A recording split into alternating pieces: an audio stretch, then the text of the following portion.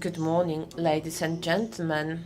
Thank you, Łukasz, to also tell me what I can ask, what questions I can ask, because I couldn't reach him regarding questions. No, I'm just joking at the moment. So we are now entering the session on macroeconomics. So on a few levels, we are going to hear what is happening in the insurance industry. We are going to have two presentations that will be an introduction to this part. And yes, we do encourage you to use Slido, to ask questions, to participate in the discussion. They are going to have two presentations that will give us a Central European perspective and a strictly Polish perspective on the macroeconomic perspective on the insurance industry. And it's going to be an interesting discussion because on stage we are going to have persons with pretty varied perspectives regarding the Polish market and also with a very diverse perspective on the market and also on the insurance industry. So we are going to start with the presentation in English. Who is the CEO for CE at Allianz Group, with the short presentation that will give us the perspective on the Central European market. Insurance in Central Europe, from untapped market to the growth engine. The first keynote speech of this session that is focused on Central Eastern Europe and on Poland and the perspectives of the insurance market. Petros Papanikolaou, please take a stage.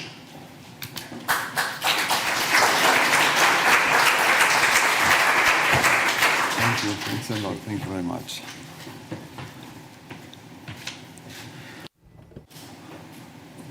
Good morning, everybody. It's a great feeling to be here in Warsaw again. For me, Warsaw has been the last 10 years a very inspiring place, and I enjoyed a lot coming here, not because I only made a couple of friends, good friends, that I enjoy being with them. But it's a strange thing to say, but I think some of you will connect nicely to this point. I think that Greece and Poland, they have a lot of things in common. And one thing that I always reflect upon is that we are both countries in the side of the eastern part of Europe. So if somebody doesn't want to come and visit us for a specific reason, we are not, I would say, on the way of a normal European who is driving or traveling around Europe. The second distinctively interesting point from a, I would say, geopolitical perspective is that both countries are neighboring to an unpleasant neighbor. And whatever it can sound to any one of you, this is the reality. You know, Greece has lived for many years, particularly after the liberalization of the country from the Ottoman Empire, with quite some challenging concerns regarding the relationship with our neighbor. And this has been always an element of concern through the years. This has developed a cultural identity of the country, of us to be distinctively different and to position ourselves in a way that we are proud of what we are, and we want to be more visible in the global footprint. And I can only say that this is something that I have seen so much here in Poland, that many times, you know, when I visit and I talk to my friends and my colleagues, I get so much energy out of this reality. So it's always a pleasure, not because everybody who is invited in a conference like this enjoys, you know, addressing the pleasure of being here, but it's also, you know, the energy that this market is bringing, and definitely the elements that relate to the future of our world, the way ahead. I will try to explore in a certain manner the opportunities of our market, as well as the challenges behind our kind of insurance sector. And I will do it, if you allow me, in a parallel mode. I would address a bit, I would say, the more broader macroeconomic context, and then I will try to focus a bit more on insurance. I try also to be as provocative as I can so that I would trigger some real reflection from all of us, because I think it's important, not to follow the normality of the agenda and the bullet points of a nice presentation, but to be a bit more creative. And I enjoy a lot, in the context of discussions like this, to make people feel that there are some new things potentially to think about. Now, the reality of our market today is very simple, and we can keep one number, 2.5 times more than what we were roughly 25 years ago. Definitely and undoubtedly, economies have grown significantly in our world, in Central Europe. And I can clearly say that this is an element of comfort for our societies, because we have brought more wealth to the people. The average GDP per capita in Central Europe back in 1995 was 7.1 thousand euros per person. And today is a bit less than 15,000.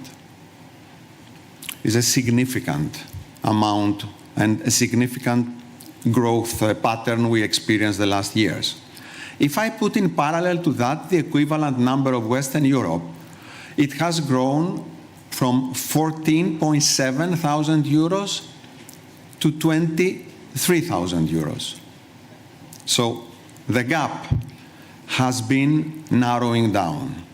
And the more we grow, the more we will enjoy this gap closing and making more disposable income available to our societies.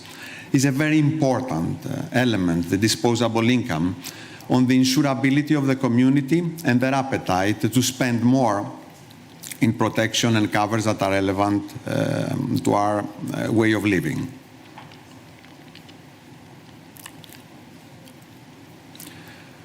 Now, an interesting comparison I always enjoy making is to put Poland in parallel to Spain and to Italy. And why I do that? Because I believe that population-wise sizing of the countries, it makes absolute sense. We are talking about European countries at the scale of 40 to 60 million people as a population. Therefore, it makes sense for us in a more abstract manner to reflect on what are the similarities and the differences that those three economies are having. Now, you can see here clearly that back in 2021, the size of the Polish economy was roughly 50% of the size of the Spanish economy. We're talking about 0.6 trillion euros of GDP, 600 billion euros, versus 1.2 of Spain and 1.8 of Italy.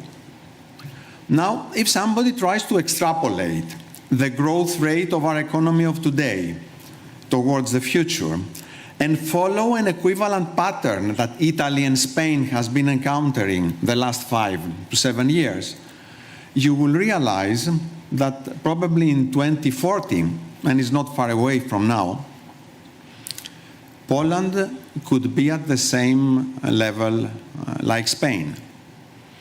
And then, not far away from 2040, 2044, somebody could imagine Poland being a country that competes directly in terms of sizing of the economy to Italy. For me, this is a very important element of concern, and I reflect also on the way we run our business within Allianz. You have to always dream big. Because if you don't have a dream and you don't focus on something that is ahead of you as a vision that people can engage into and can make themselves available to work in this direction, then things are happening in an incremental manner. We are lost within a political agenda that normally has a duration of a political mandate of a government, a few years, 4, 3, 5, depending on the political stability or instability of every country. And then we lose the opportunity of building infrastructural elements that are important to develop the way ahead. For me, this is a page I would kindly ask you to keep it as much as possible in your reflection the way ahead, because I think it makes a lot of sense on how we should see Poland in the next decades ahead of us. Now, how this can happen, because it's nice dreaming, but there has to be some reality and some courageous steps we need to undertake to go in the proper direction. And I start here with a very simple reflection on productivity. And here I try to bring the numbers of Central Europe. Central Europe, we in Allianz, and Allianz is a very particular organization. We have our own branding of things. So for Allianz, Central Europe is not everything. Central Europe is Poland, is Austria, is Czech Republic, Slovakia, Slovenia, Croatia, Romania, Bulgaria, and Ukraine. So those are the countries of what we define in our Allianz world, Central Europe. And those are the numbers that I tried to bring together here, so that I have kind of, a comparative measure of what does it mean for us also business-wise from an insurance perspective. As you can see here, the last 10 years, productivity has increased in the country. And I think you can feel it also moving around Poland. You can feel it also moving around the region. In most of the countries, there is much more economic activity, and there is much more focus on improving the standards of quality and delivery out of the working experience of an employee, of a person who is occupied in a sector, be it public, be it private, in our economies. But still, today, there is a significant productivity gap. So we need to do much more. And definitely, the growth that we have seen through the past addresses various challenges, productivity being an important one. The second one has to do with the disposable income and how much money people are having in their pocket to spend in their day-to-day life. And there I think, apart from the general kind of term of a growing economy, we should always think, what does it mean in terms of individual wealth of the people involved in the economic activities of the country. A third element that has been emerging the last few years, and I think it makes a lot of sense to be addressed more actively, is the energy sector and the way the green economy is going to be part of a growth engine towards the future. I think countries like Poland have an immense opportunity to transform the economic model towards green in a faster manner. There is a challenge definitely related to education and health. I would also consider this not only a Central European challenge, but also Polish-specific. There are a lot of things that need to be done, improving the literacy of the communities, and this can only be done with a stronger focus on education. But then the health services, both public and private, they should give the people to a developing economy that are truly covered in a proper manner, whatever it may happen to them. I have been privileged to live the last, roughly 10 years in Germany and in Austria. And I can tell you, people are complaining a lot about the way the public health system is working in both countries. But if there is an urgency call, in a few minutes you are in the hospital. So there is a reliable service picking you up and bringing you in the hospital in a few minutes, not in a few hours or in a few tenths of minutes, literally in a few minutes. I had the unfortunate situation of a colleague of us collapsing in an office space in Germany 7 years ago, and the ambulance came in 2 minutes. And when I expressed my impression on how great the feeling is, the local colleagues told me that, this is the benchmark. It was already late, 2 minutes. And I make this point for us to understand how important it is to provide to the people this sense of security and safety out of the way health delivers to the expectation of the communities. So those are, I would say, a bit of the general, I would call them more structural challenges that the economy is facing, and I would definitely add to that what Professor Karel van Hule mentioned earlier, demographics. You know, there is light, definitely, inspiration and vision, how much we can do, but how can we go there if we are not 27 million active working age population anymore, but only 20? And this gradual loss of demographic dividend is a very important element on the way economies are growing. Economies are not sterilized from the way the population is evolving. We are talking about aging population. We are also talking about smart planning on demographics. And here I have to make 2 points. One, which is also a direct comparison of Poland to another country, and it's really impressive for somebody to reflect upon. We have Canada and Poland. Somebody could argue, and sorry for a blunt statement like that, but you would excuse me coming from a country like Greece where sun is shining probably most of the time. But Canada is not the most pleasant place to go there and live. You have some tough weather conditions and some real difficulties in being part of the community. Canada, if you check the demographics, is one of the rare countries that population is evolving year after year.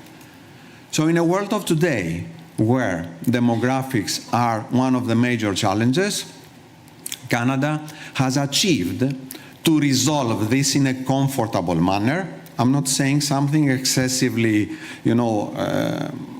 growing, but within a normality where the population is moving ahead year after year. They found a way to do it nicely, and this is an element that gives them a financial solidity as one of the powerhouses of the global economy. Poland can afford to do something similar, and Poland has to be courageous to go in this direction. And I cannot claim that the integration of people from Ukraine is a solution, but I would definitely say that the help and support that the Polish community has given to a suffering part of our world the last couple of years, it gives an important indication of the potential that this can bring to the Polish economy, as long as this is done properly, in a structured manner, and it would allow, I would say, a parallel move of the economy together with the demographics. So this part, I think, at least from my perspective, is important, not only in terms of observing the gap, but also in terms of being courageous enough to address the potential the way ahead. Inflation is a destabilizing element in this equation, and it would have been, I would say, an omission from my side not to address inflation as a concern. And although we see some, I wouldn't call it stabilization yet, but some significant improvement this year compared to the last year, I could definitely say that inflation has two important components that both political instances as well as the economy should manage. The one is the structural element that relates to the cost of energy. Cost of energy is skyrocketing. And if it continues like that, it will be a huge burden, much more than it is today, in the families, in the households. And there is a responsibility not only from a political instances perspective, but also from the companies, from the individual companies to address this. And here I can also take the example of Allianz. If you would have asked me, 5 years ago, do you plan to allocate to your colleagues in the entire region a bonus to support the expenditure of the families and the household in the energy bill? I would have told you, you're joking.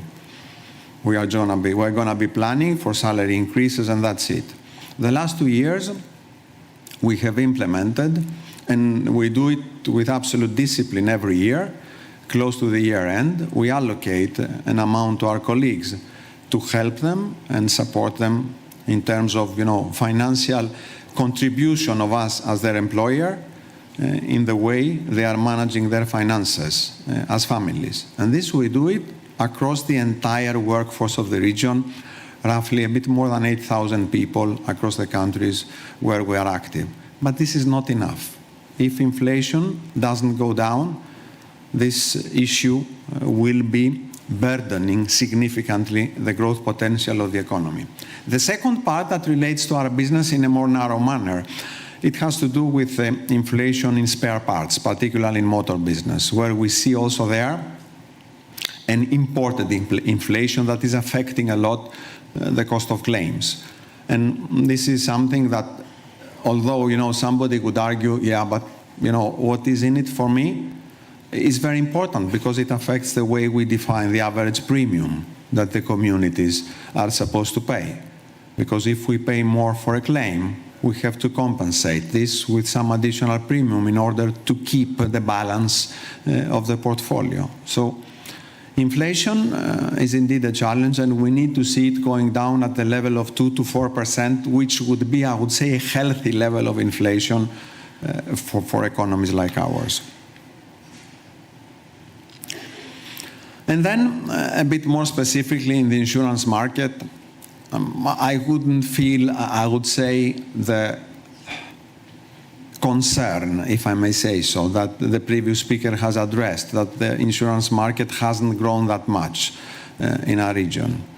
I think we can feel proud that the insurance market in Central and Eastern Europe, and particularly in our kind of broader community here in the countries, has grown significantly the last few years. A multiple of 2.5, a market of 15 billion, has become a market of 35 billion. And it's a number, if you don't see it like that and you realize what does it mean, it's a number we rarely reflect upon. So there is a growth momentum, definitely, in our sector, and it has to do with the way people are spending in insurance. It has to do also, definitely, with the growth of the economy and the way people are spending, buying more cars, owning more homes and houses, and the necessity of insuring them more properly.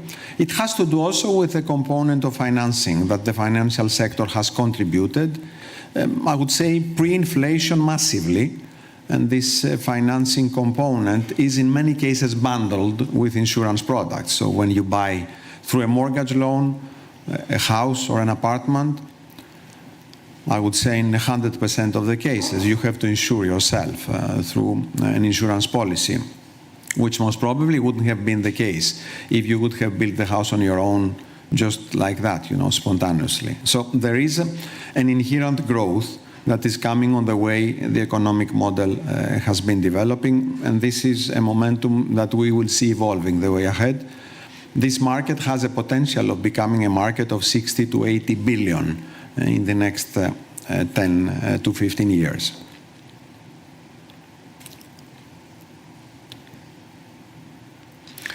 Now, undoubtedly, an opportunity that we shouldn't forget. It has to do with a gap of insurance, I would say, awareness, consciousness, and the way, therefore, insurance is participating in the overall GDP. You can see clearly that there is a significant gap. In Central Europe, we are at 3%, and the Western world is a bit more than 3 times this number. And we have economies, to be fair, because the 10% of Western Europe is an average. We have economies where insurance consumption is above 12 or 15%. UK being one of the most, let's say, prominent ones, where numbers are significantly ahead of Germany and France. And then the per capita spending, 400 euros versus 3.5 thousand. It's not only about the disposable income of the individuals, it's also about their comfort in addressing properly insurance needs and feeling therefore the relief by having an insurance product. It makes sense for them and the peace of mind of their lives. I will close this part with the greens and the reds of the insurance sector, if I may. The Greens, and they are part of our reality of today, there is, as I mentioned earlier, a remaining gap, a penetration gap that will be covered sooner or later, and people are getting into it more and more. And this is an element that allows the insurance industry to grow. There is an improvement in labor costs that will also continue. The way the structural costs of our industry is built is improving, and this is also something I would say positive. The costs of insurance, I can refer to some ratios for your interest. Some years ago, acquisition and administration cost in the insurance sector in our world, in Central Europe, it was about above 35 to 38%. So out of 100 euros or zloty that the customer was paying, 35 to 38 were going to costs. So no cover, just administrative costs and acquisition cost. Now this number is below 30%. And in the future, in more mature markets, we expect this to drop at the range of 20. So more than 50% reduction of the costs we were bearing in the past. And this is happening day after day on the way businesses are improving and the way definitely digital is getting into our world. Many handmade processes are transformed nicely to more digital ways of running the business, and this helps a lot. Now, on the other hand, I would clearly say that the market is still quite fragmented, and there is a lack of scale. We have many companies that are really small, subscale, and this does not justify, I would say also, the logic of a growing segment like ours. Insurance market is a market that provides solid solutions to the communities. And in order to make people feel comfortable with their insurance carrier, you have to make sure that the financial solidity of this company is there to stay. We have seen in some of our markets, and I don't want to name them, the last few years, license withdrawal of quite a few players, and regularly happening every 1 or 2 or 3 years. In the same market, every 2 to 3 years, a license withdrawal of a player. This is not something that increases the confidence of the public opinion on our sector. And therefore, I would say the scale component has to be addressed. Digitalization and automation, as I said earlier, is an area we need to do much more. And then talent. Normally in discussions like this and in meetings like the one of today, we underestimate the importance of people. So the role, the focal role of the individual who is working somewhere, delivering in the context of our business. And this talent development is crucial in our sector the way ahead. So we need to invest more to our people in parallel to what the countries need to do in improving the literacy of the communities as well. We are going in parallel in this direction, and then improve the insurance awareness by addressing more products, more comprehensive covers, health products, protection covers, liability insurance, SME cover, much more than it is today active in our countries. Those are real opportunities. And I put as a wording, if I may say so, the concept of affordable insurance. Because at the end of the day, a comfort of a skeptical community to buy insurance can only be brought if the product is affordable. So if the cost of the product is comfortably addressed through the disposable revenue of a family, and then if the cover that the product is providing, it makes sense to the people that are buying into it. It wouldn't be a surprise for me to say that insurance is a catalyst for growth of our economies. We are supporting the way the economic development is achieved in the markets. And we, I would say, as Allianz, we are observing this nicely, but we are also participating actively. We are a company that really is making its best to be part of this central European construct. And I can say with a lot of pride, with the contribution of our more than 8,000 people around the countries, we have achieved the last years the most significant growth in results that the group ever had the last 10 years. So the most growing part of the Allianz world, the last decade, is the Central European kind of community of countries and activities that we share. It's also the geography where the group for the last 10 years has done the most important investment by acquiring a life company of significant importance in the market and making us more comprehensive player in the insurance sector in Poland. I can only say that we can only be successful if the market is doing the right things, but also if policymakers are properly working with us hand in hand.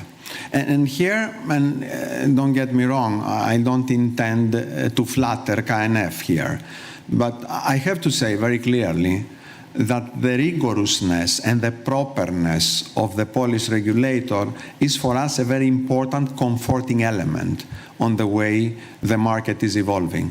Me personally, the last 10 years, I have been visiting all regulators in the countries where we are, and many times, year after year, because we need to understand also what are their expectations, not only from a management perspective, but also from a shareholder point of view. And I can tell you the degree of professionalism, the quality of concerns, as well as the quality of remediating issues that we encounter in Poland, it gives us the comfort as an international player that this is a proper market, is a nice market, and is definitely a great market for us to grow. I would close by thanking the organizers for this working session, and also potentially to give a teaser that it might make sense in the future to think about how we can make insurance not part of a conference of the financial sector in a broader sense, but a more focal discussion on what are the real challenges of the insurance sector and how the players in every market are addressing them.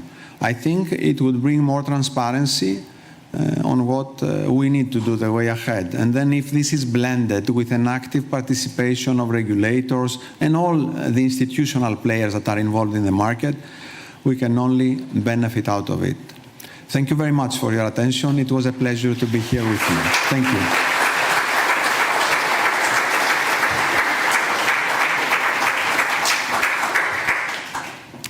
Thank you very much for this very, very interesting presentation with the fascinating key points. And as a financial journalist, I have to thank you for, well, pointing out the fragmentation and in a way, I hope so, promising interesting stories about mergers and acquisition to follow over here in the market.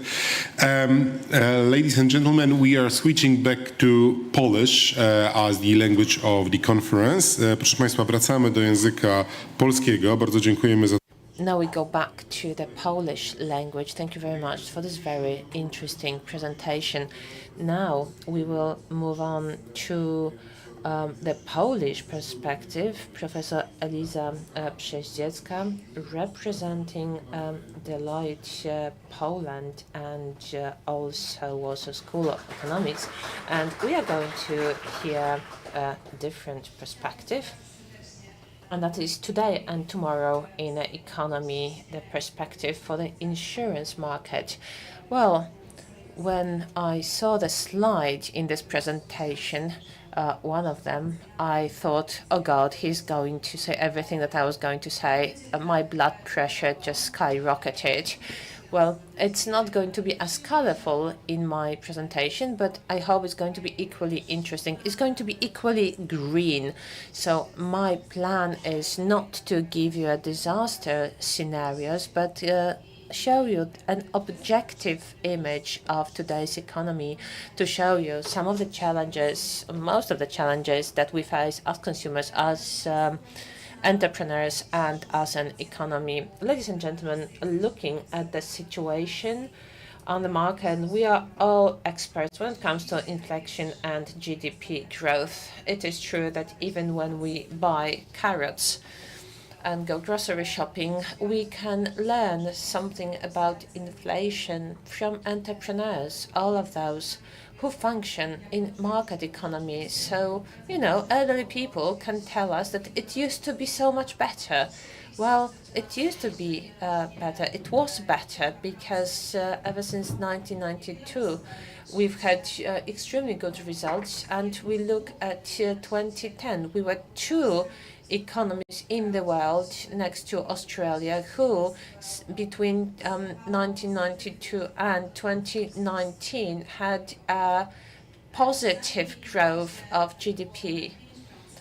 Over the last decade, it was always 5%, and now bad news. Well, we had it. It was a good time. It's going to take a long time to get the same result. So this year we are going to conclude at about 1%. Next year is going to be slightly better, but surely in the coming few years we are not going to go back to the development and the values that we could see over the last 30 years, 3 decades. I don't have the courage to show you further scenarios. Before the pandemic, when I opened the report of the International Monetary Fund or any other outlook of the World Bank, the predictions and estimations of growth were talking about 3, 4, even 5 years. We are not going to find such a long perspective these days, mostly because of the reasons we have been mentioning from the beginning of this conference, talking about risk, uncertainty, volatility. You know it on an everyday basis, and you know that this influences the economy and actually shapes the reality of this economy.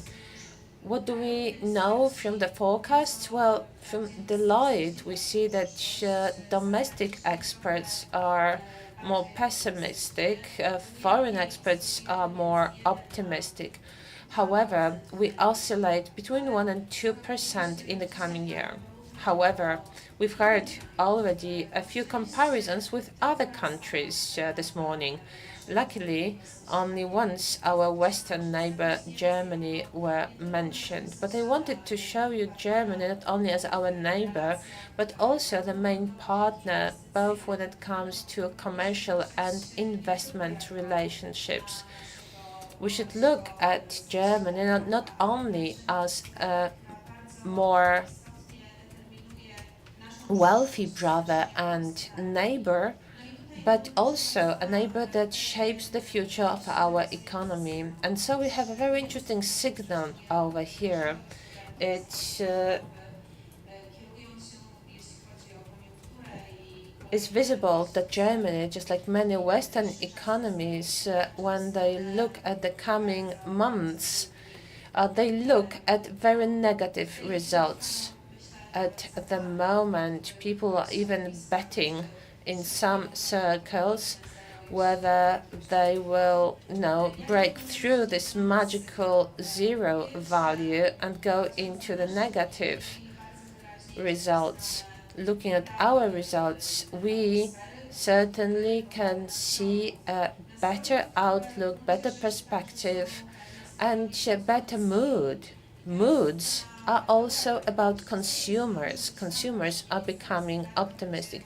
However, the German economy may really lower the optimistic mood in Poland. So we look at the certain elements of the economic growth and economic situation. So we can see very clearly that when it comes to optimism of consumers and also construction, we are on the positive spectrum. However, it remains an open question how that is going to shape our nearest future. when we speak about development and growth, we need to talk about the capital. And of course, inflation springs to mind. When are we going to go back to inflation that was the target? Well, I am not an expert in the history of economic thought, but of international economy, the way it functions these days.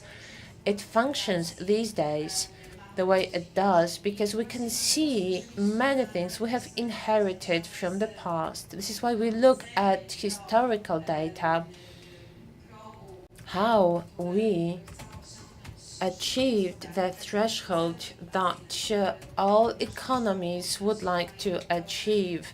Inflation goal is 2.5%, give or take 1 percentage point. So statistical data shows that 2028, the magical year, is when we reach that point, that indicator.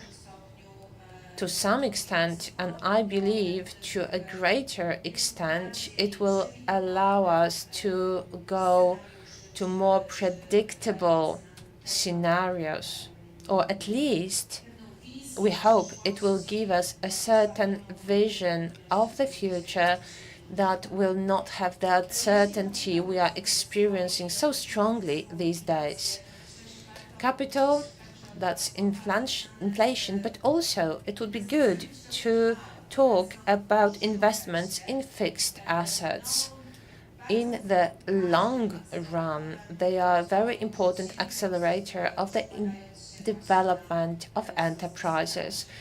That translates into economic growth. Here, however, ladies and gentlemen, I don't have good news for you because in the long run, investment in fixed assets, when we look at GDP and we assess how this potential is shaped and is being created so that the economy can grow in the coming year, well, this indicator of investment in fixed assets is decreasing in the long run. Already in the first quarter of this year showed that we are reaching 16% Q2 for a selected group of entrepreneurs. That's even below 16%.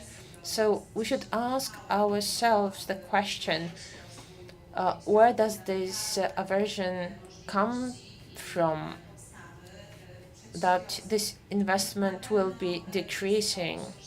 Well, certainly we have the direct taxes that is a burden, and when we compare the tax burden and the changes over the last couple of years, it was extremely high. It was one of the highest in Europe, and that was over 270% between 2015 and 2022. Capital, well, this takes us to the society, to people. Let's have a look at the labor market. From the point of view of an employee, the situation is excellent. We have got the flipped market. We have a different situation to what we saw in the 1990s, when the unemployment rate was very high, when we were thinking about how to counteract unemployment. At the moment, our unemployment rate is very low, and I'm sure that you also feel that and experience that on the market. Right after the first months, after the pandemic, when we were finally getting a breather, we thought that there will be no black swan. And then February 2022 came about. So labor force in the context of economic development is shown as one of the main hindrances when it comes to growth. Lack of experienced workforce, lack of appropriate skills. Also, people coming straight off universities without appropriate skills. These were indicated as the main hindrances when it comes to growth, also the salaries increased, so we can see the comparison, how it increased in Poland in comparison with other countries. So we are among the leaders, and it also shapes our market. So, for example, we also talk about income, and that is also about disposable personal income. So that shapes our situation in Poland. Aging society, for you, it is of special importance, and it is also research on everyday basis how this pyramid is going to change. Well, it is going to vary, it is going to change, and it's going to change in the direction that will be very difficult for the insurance market. But if we add some additional aspects, such as expenditure on healthcare, and that is also connected with the disposable income. Even if we look at the expenditure of healthcare for GDP, so I was thinking which country to take at the bottom of the list, yeah? Who has similar indicators in those two indicators? Well, that's Romania, ladies and gentlemen, and there's plenty for us that remains to be done also for all of us here when it comes to instruments, but also when it comes to identifying challenges. Long-term perspective, long-term challenges. When I was thinking about it, I decided to share with you the results of a survey that was conducted on people connected with universities, with science, with enterprises, with various entities, public and private. And so the question, which factors, risk factors, long-term and short-term, can you identify coming in the coming years? That's 2 years and 10 years. You can bring your own reflections to this forum, but I can mention two that also show why I'm here, identifying economic problems and identifying other issues that have not up until now been so connected, economy and climate. Look at the 10-year perspective, the most important challenges in the coming 10 years. And it's no coincidence that the first, second, third, and fourth place we've got green risk. So this is about the climate. Dark blue, navy blue practically disappear, and that's about economy. So what is going to shape our perspectives, development, and the challenges for the coming future, everything that is connected with climate challenges? Well, we know that it's connected with the society as well.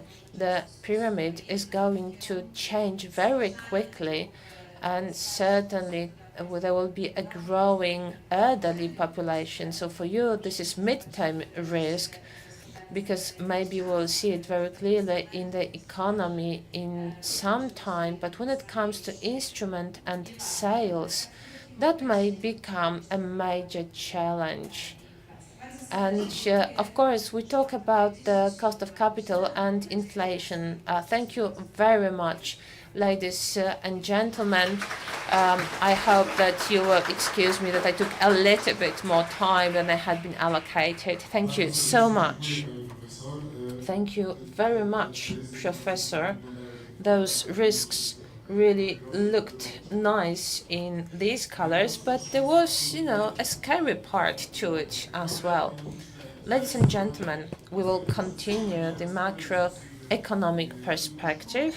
Now we are going to have a brief discussion panel It's going to be relatively brief. We want to be really to the point, and there will be different perspectives to the market. So now I will invite the panelists, and Anna Groszek, Director of the Financial Insurance Office, PZU. Good morning. Take any seat you would like. Alexander Waszek, Senior Manager, Sustainability and Economics, Deloitte. Please come to the stage. Paweł Mizelski, Vice President of the Management Board, Uniqua TFI. Marta Petka-Zagajewska, Head of the Macroeconomic Analysis Team, PKO Bank Polski.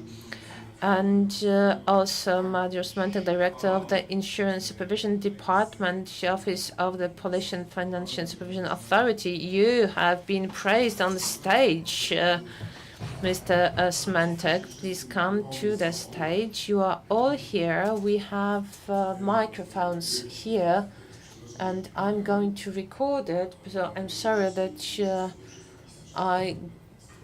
I'm on screen, but then I need to really record everything from this meeting. Proszę bardzo. The floor is yours now. Excellent. Director, then, if we have come together with very quite diversified experience, so I'd like to answer the question of how what is the most significant risk in terms of your positioning in the vis-a-vis the insurance market? Inflation has been repeatedly pointed to, but Director, if you were to mention 4 to 5 points which describe the sector as such, how would you describe it? Hello, welcome, thank you for the invitation, and thank you for good opinions about the KNF, the Financial Supervision Authority. Let me address that in more historical perspective. Let me come back for a moment at least to what we faced a couple of years ago. And the entire insurance sector was also there. Days of pandemic, and then on to 2022, moving forward to the Russia's invasion of Ukraine. The entire sector responded quite well to these challenges, and very rapidly moved into new modes during pandemic and then the wartime. You've undertaken decisions quickly, managed the risks that you'd not faced earlier, which is that if I am to say where we stand today, I could say that we as a sector are on a good way, particularly if I look at the results that are being reported to us as the supervision authority. So the sector has dealt well with the pandemic as it adjusted its operations to the new pandemic conditions. Also, the war and the sanctions imposed have not caused or have not had adverse impact or serious new risks that they wouldn't be able to deal with. So we do not identify risks to its safety, stability. All of the insurers meet all of the solvency requirements, so that there is no difficulty in fulfilling the claims. I just wonder and wait when what you say after the word but. Of course, the list is long of the positive, of the challenges that we are facing, inflation as well as various changes that we will be discussing in the panels. Risk relating to cybersecurity, to climate change and others. So these are the challenges that we are facing. But one of the final points I would add is that nothing would be possible without the care that the insurers have put in over the years to build up their capital buffer, very conservative risk management and capital management, including investments. And that thanks to the activities of the regulator, including stress tests and watching for the insurance investments, you were well prepared. Yes, I understand that, but you believe that the challenges might be even more demanding. Senior Manager of Sustainability and Economics in Deloitte, Mr. Waszek, we had a call earlier before this session, and I said that we wanted to understand what transformation means for us. Now, you did ask the question what you mean, and I had everything on my mind. There are so many transformative processes helping the industry, the digital transformation, the transformation of CEE region in the globalizing process of globalization, and requirements are changing also for regulatory environment, in other words, for our clients and for us. And we need to report on as well. So what's important for you from perspective of all of those transformations, plural, that we are going through in terms of economy and the sector? When we talk about transformation, we often hear the word demographic. I would say there are many important things, but what is most interesting when you look at demographics, inflation, wealth development of the situation. This is historical experience that we look upon, compare ourselves, and then manage the problem on that basis. But to me, what is a growing challenge is the climate change. When we think about floodings or other natural disasters, we seem to be in an area that we can model. Climate does change, and the models can change, and we can approach that. But what our internal studies have shown is that when people feel climate change directly, they expect more changes from the government, from their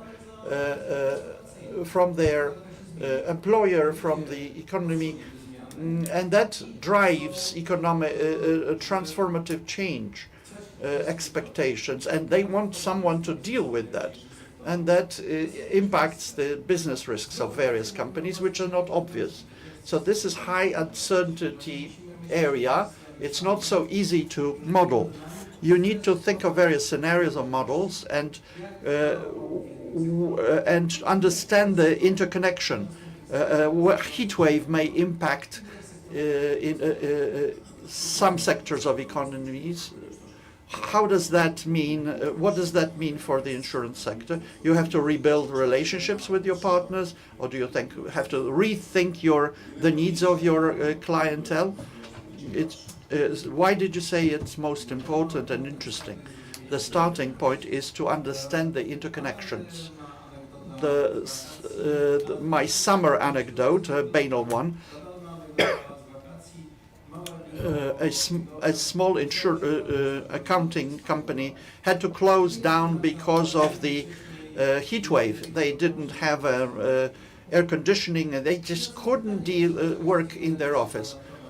Is that something that you should adapt to by investing, or is it better to take out an insurance and a different way of managing the risk? So you don't need to just think about a major disaster such as major flood or a drought, but a small company with logistics problems, for example, driven by climate change or new regulations for that matter, might be the cause, might be the weakest link.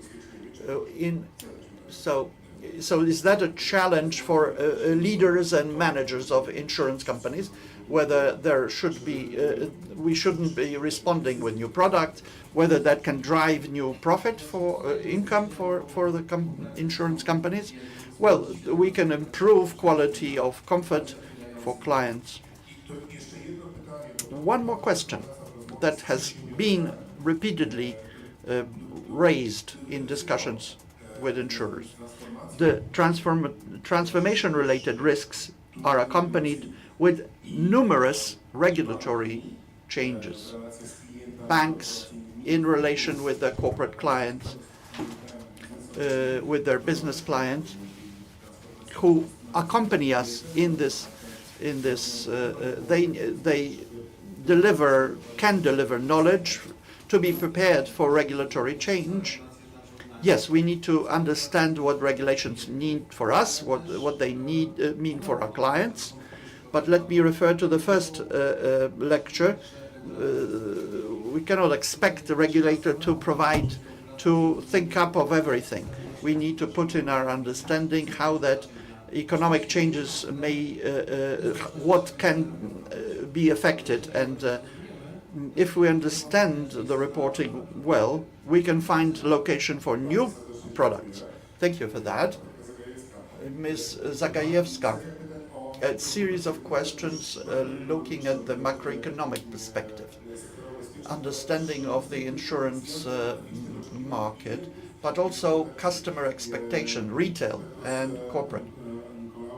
Nicolau Pepinau used the buzzword of affordable insurance. In other words, clients, individuals would like to have their concerns addressed. The aging society related, lack of appropriate insurance, it's old age insurance. Definitely. Will you address that? Yes, but taking a broader view, bird's eye view of the macroeconomic landscape, we've been using the word risks, but I would say there is an opportunity before us. The most difficult, economically difficult moments are behind us. The inflationary shock is coming down. We are talking about 10+ inflation at this stage. Economic growth is not going to be spectacular, 2-3%, as history teaches us. But looking at the absolute levels, you need to also look at this in relative terms, what's happening, compare ourselves to what's happening elsewhere. With our 3% growth, Poland will still be a relatively well-developing economy. There will be a market that we will be looking into in 5 to 10 years. Poland will be there, showing good, robust growth. So it's not going to be bad. It'll be different. That's a direct consequence of transformation. So things will look different, but not inferior to the global environment. I would point to another aspect when we think about the economic transformation in broad terms. The society will then accumulate wealth, which with the demographics suggest that medium-term double-digit growth of wage is going to be real. Of course, that's a challenge. That creates a more wealthy society. That, of course, is a determinant of saturation of the insurance product market. But over the past few years, we have seen gains on achieved by the lowest income households. So reaching out to this new client that couldn't afford this product insurance protection that they can afford.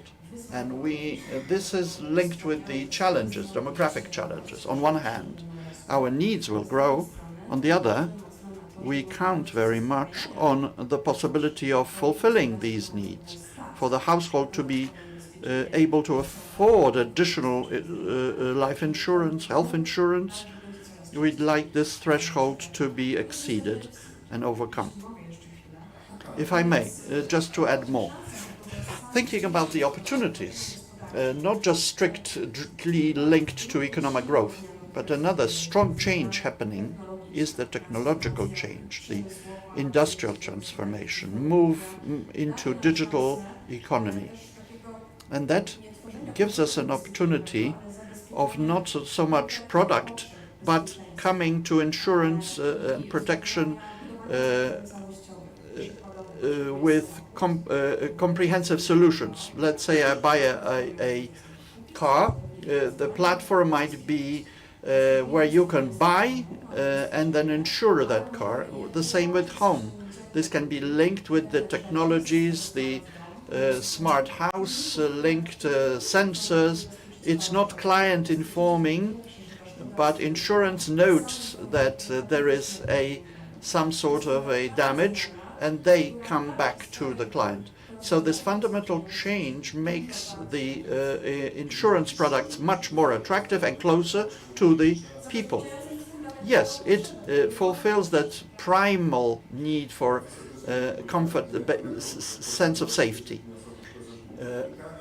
PZU representative, from your perspective and experience, what is most interesting and most important in the sector? Coming back to the investments. I represent a narrow guarantee line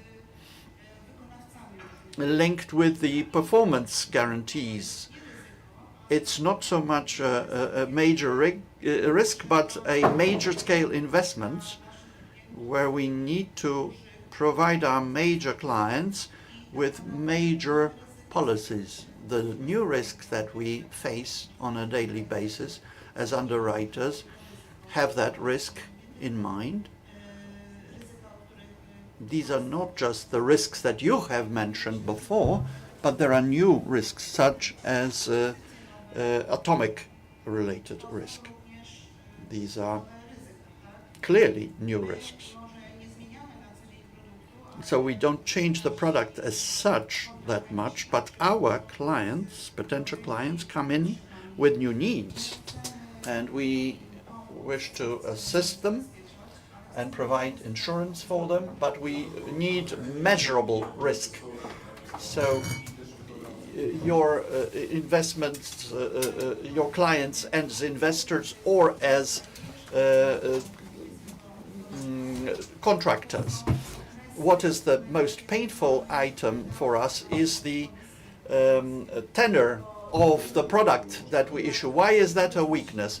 Our colleagues have mentioned risks, but they are thinking short term, because these are 1 to 3 year commitments. We are now asked to measure 15, 20-year risks. This includes a bank product. We do meet and discuss this, and we seek to explain and clarify that we don't really know what's going to be happening in 20 years' time. We have COVID and war-related risks, so we've continued assisting and helping our clients. But if something is being built and operates for a number of years, we don't want to take over complete risk for use. You're saying example of infrastructure investments or a business investment that the client wishes to insure for 10 to 15 years after completion and warranty period, by the way. So that's the market where the market is evolving. Yes, the market is clearly trying to change.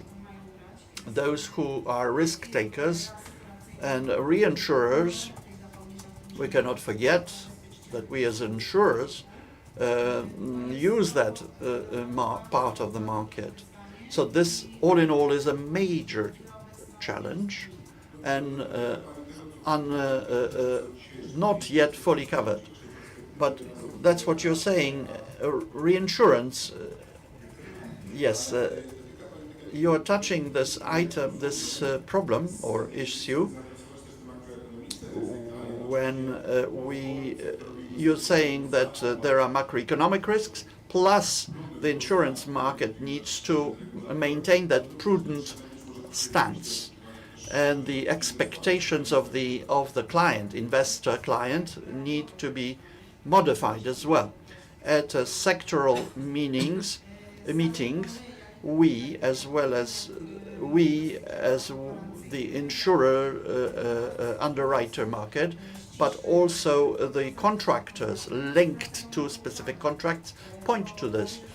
You need to bear in mind the fact that in a matter of 20 years, most of the people managing these companies, these general contractor companies, will not be there because there'll be a demographic risk materializing. Mr. Mizewski, a different perspective that you have, quite different to what we've been saying, because we're looking from inside out, whereas you are looking at it from outside. Let's, in fact, yes, look at it from a different perspective. We're at a conference that has insurance as the title, but if you walk out into the street, you will see industry, banks, insurers, various services such as retail and small cafes and so on. We, as investors who represent our customers, clients, look at these sectors in relative terms. Someone has mentioned the relative perspective, which was an excellent introduction to what I want to say. We can look the various economic regions in relative terms, comparative terms. Let's take the sectoral approach also. In my opinion, in my eyes, the positioning of insurance under strenuous conditions continue to grow nonetheless. You need to bear in mind that the difficult economic conditions with the slower growth, high inflation, touch not only the insurance market, but touch each and every other business operating in different sectors. Different sectors have different challenges, and the insurers have their own. From my perspective, though, what is important for insurance sector is the independent of absolute levels, is activity under comparable conditions that could be estimated in medium term. So when I prepared for today's meeting, I looked at two indicators that have been mentioned here already, by the way, but that suggests that they're important. Looking at how economists forecast inflation and GDP compared to what it was actually. And I looked at this, what these projections for 2022 and GDP, looking at GDP, there aren't any major surprises. In spite of the conflict in the East, it turned out that the growth fell within the expected range for different reasons, but still the economy grew. The greatest problem was the inflation, of course. Ultra important from the perspective of the insurance market, because in 2021, average forecast was 4% insurance. What I think it was 14 more or less. That was the real insurance, gigantic difference. From a perspective of someone who deals in forecasting future professionally, this is a major error. For reasons you might consider objective or black swan. 2023 from perspective of forecasts from last year's forecasts look a little bit better. Inflation continues to be high, average annual being 12%, with forecasts around 10%. Well, that isn't as surprising and shocking. And some of the forecasters, analysts, managed to actually hit the nail on the head, so to speak. And that's important from perspective of business planning. Looking at forecasts for the following years, these are coming down 6% roughly, but each and every quarter brings us declining of the forecast. This forecast suggests that the inflation will continue to be high from perspective of monetary policy, but the change is favorable in terms of forecasting business. We are drawing to an end now. I've been asking around for various things. I'd like you to ask, to give us your final word, the Financial Supervision Authority's final word on the challenges of the coming months, if you could. Well, it's difficult to say what the game changer is going to be, what the biggest threat is going to be, because that's the economy. Everything that we have been mentioning, climate change, cyber development, consumer changes, demographic changes, but these are the challenges for the sector, for the industry, and for you as the supervision authority.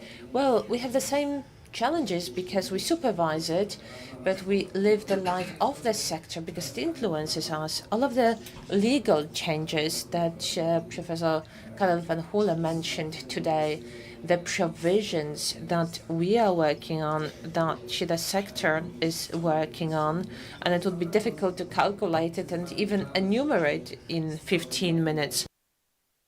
So it's a challenge to have the provisions that we develop as well as we can. So we have got the consumers, we also have the regulator on the European level and all of the legal provisions, but also we have to be competitive. Yes, that's what we always bear in mind. Okay, thank you very much. I would like to thank all of those who participated, and that is Mariusz Mentek and Marta Petka-Zagajewska, Paweł Mizelski, Aleksander Łyszek, Anna Groszyk, Mark Teichmann, and Igor Rusinowski, the president of Unilink Group, promised to be here but was very sorry that he couldn't make it today. But to conclude this first of this very first session, macroeconomic session, Tobias Zondorfer.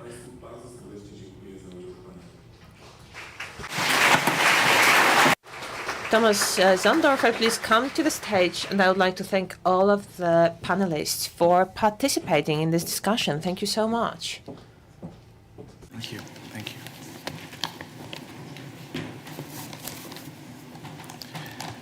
Dzień dobry, and good morning, everyone. I just realized I got a difficult spot, the last one just before lunch. So thank you very much for your attention anyway. And the second difficulty certainly is that you heard already a lot of things about macroeconomics today, lots of different considerations. And what I would try to do is to pinch that up, so to say, from a reinsurer's perspective. So let me start to say thank you. Thank you for the introduction, Professor Pavlovic, and it's a great pleasure for me to speak here today. And it's great for me actually to be back in Warsaw, because my professional career actually started in Warsaw when I was first time tapped into reinsurance, which was back at Munich Re at the times. I take this really as a privilege to share with you my perspective on the challenges and the opportunities that lie ahead of the insurance sector in the context of the macroeconomic situation, which we heard already, And I would want to give you a European perspective, certainly tied towards CEE2, but naturally we take a more broader, a more global frame on the things. The world of insurance is indeed going through a challenging and transformative phase, and for me it's imperative that we have to adapt, we have to innovate, and we have to properly navigate through this era of uncertainty. My perspective will be a reinsurance perspective, and I would want to provide you some insights on specific issues the industry is facing today. So let me give you a little bit of a background to VIT Re before I then hand into the several topics.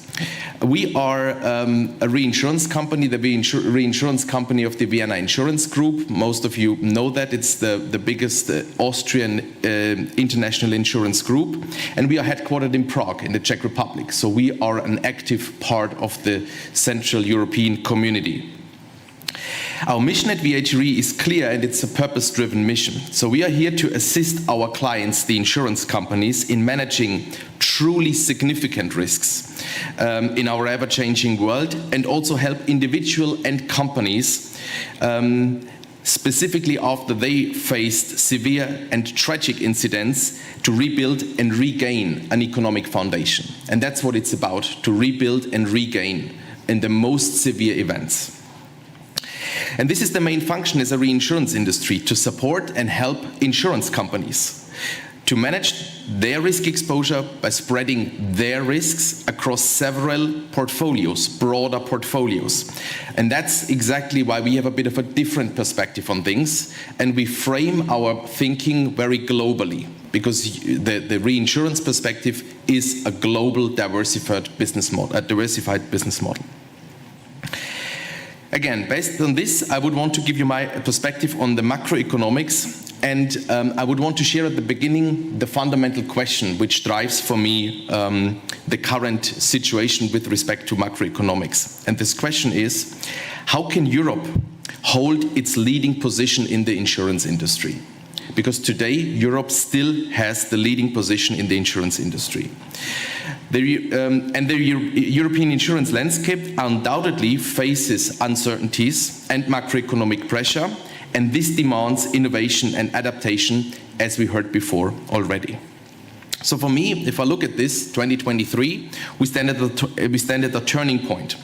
And this turning point is very much fueled by the macroeconomic game changers, I would say so. And what are those game changers? I would touch upon those four most prominent ones. So the first one, certainly mentioned already, is inflation. Inflation is the first game changer. And as we've heard, in the CEE region, the projected inflation rate end of 2023 exceeds slightly 10% and is certainly impacting both individuals and corporations in quite profound ways. First and foremost, inflation impacts real economic growth and stability, which are critical factors that are taken into consideration when a reinsurer assesses the business environment. A robust economy with steady growth typically corresponds to increasing insurance products, as we've heard as well. Moreover, economic stability also implies the reduction of the likelihood of large-scale financial shocks, which certainly could surge insurance claims too. So consequently, inflation poses a direct, real threat to both economic growth and insurance sector's prosperity. And more directly towards insurance companies, inflation intensifies, drives up the cost of insurance claims, and here specifically in the property and casualty segment. We heard Casco claims, for example, as one of the examples. And this compels insurers to adjust their premiums for their clients. And additionally, it increases pricing uncertainty going forward, particularly for long-tail lines when cash flows are to be paid out in the future, which is, as I said, pronounced by inflation. Certainly, an insurer is closely monitoring those inflation rates and to make those corresponding adjustments to the underwriting and to the pricing strategies. And the same effect holds true for reinsurers. Also, reinsurers translate inflation into the underwriting and the pricing strategies. So that means the inflation of reinsurance premiums consequently needs to lead to an inflation of insurance premiums. And that's what we observe. So for reinsurance specifically, we do observe a steady increase of reinsurance demand these days, driven by inflation. Inflation drives sums insured up, sums insured drives exposures up, exposures drives reinsurance demand up. And there's an additional dimension which I would want to introduce in the discussion, and this is the dimension of risk. And we heard about risk already, and I will also refer to the global risk report of the global risk report of the World Economic Forum. You saw that on that slide of Deloitte, very nicely presented. And the foremost risk identified by this report, as you probably remember, is the cost of living crisis. And that raises a fundamental question in the light of what I just said. Can individuals still afford to buy insurance coverage and to safeguard their assets in the face of inflation? That's the fundamental question we are facing here. We speak about insurance gap, and rightly so, and I will come to that later, but it's the question of, can individuals afford to buy the cover appropriately, specifically in areas which are extremely natural catastrophe prone. So there's a great deal of competition today, and not least in this marketplace in Poland here, about winning market share. And this winning market share very often goes with grasping the share of other insurers, which is understandable, frankly speaking. But strategically speaking, the question should be, how can we increase penetration within products that make sense for my clients? And as you know, still today, roughly 60% of the global insurance premium is motor insurance premium, which is a mandatory product. So people do not want to buy it. They have to buy it. So the question really for the industry is, how do we close this gap? How do we close this gap between affordability on the one hand side and the insurance gap in areas where insurance is really required on the other hand? I do personally believe innovation, and innovation driven by data and technology, will be the key for the success here. Only through data and the leverage of data and technology, we can bridge this gap and increase this insurance penetration. I could elaborate much more on data and technology, frankly speaking, but that would derail a little bit from the macroeconomics. So let's stick to the second block. So first one is inflation. I hope I got across my message. Certainly on the back of inflation, the second one we should look out for is the increased interest rates. We heard about that. The key interest rates in Poland currently, if I'm not mistaken, is about 6%. The European Union stands at 4.5%. And that has a direct impact because insurers and reinsurers, we do certainly invest our premiums, which we got from our clients, and we invest to be able to pay out the claims at a later time, and in the meanwhile we generate investment income. So this should be good news, right? But interest rates might, as they lead to higher investment returns, they thus also increase the discount rates of our long-term claims and therefore immediately affecting insurance reserves. It's a natural development and that's how it should be done, but this development has a timing effect. And the static of an insurance balance sheet as well as of a reinsurance balance sheet is not be able to adjust so quickly to those developments. That needs time to adjust. And this adjustment haven't really been able and possible to make over the course of the sharp interest rate increases across the globe last year. And that's what we see. This sharp increase of interest rates across the globe was because central banks fight inflation, certainly, but this is the real game changer for the reinsurance industry. And this certainly impacts insurance companies too. So why is that? Because in addition to the underwriting side, which I just mentioned, certainly there's a pronounced impact on the asset side of an insurance or a reinsurance balance sheet. Increased interest rates require reinsurers to adjust their bond portfolios, which means our bond portfolios. And this can't be done so quickly, otherwise we would realize a huge amount of negative revaluation reserve, which would immediately reduce equity. And this is what we've basically seen. last year specifically, but still overrolling into this year a high amount of negative revaluation reserve, which consequently reduces risk capital equity. And in essence, this situation which we're seeing is a consequence of fighting inflation, but is coming to a situation that we have technically shrinking supply of reinsurance capital in the marketplace. And this is one of the fundamental drivers that drives reinsurance prices up today, specifically for natural catastrophe reinsurance. Additional perspective is that there is a recalibration of expected return on equity taking place of investors into the reinsurance marketplace, because other investment classes become relatively more attractive compared to reinsurance, which again leads to a price adjustment for the sector, reinsurance, which is translated into the pricing of the insurance company. For me, that's kind of a back to the old normal, if I may say so. So the last 10 years, an era without interest rates really isn't normal. So it's healthy for the industry on the long term to have interest rates, if you have a growing economy, to have some kind of inflation and to balance this out with interest rates.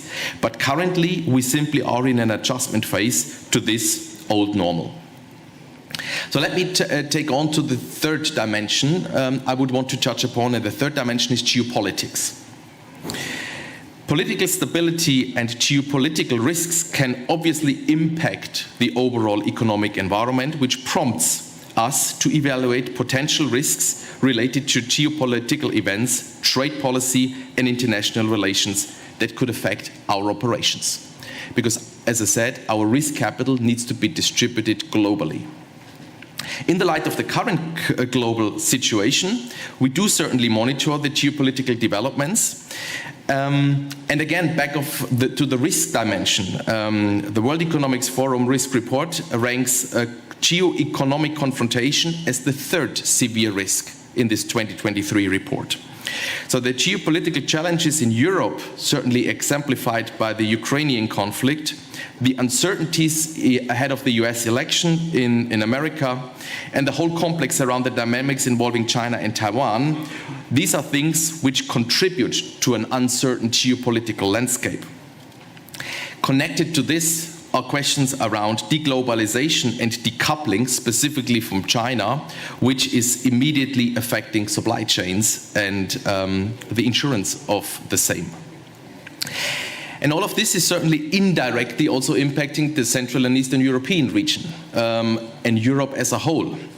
One aspect I do see, which is about to be answered in the future, is the question around economic dependencies. Where are future economic dependencies when it comes to a global landscape? Question mark. And the other trend is the trend of a renationalization, I would call it, where we see more and more local ways to solve things rather than more collaborative ways to solve things. This can be looked up in regulation. This can be looked up in other type of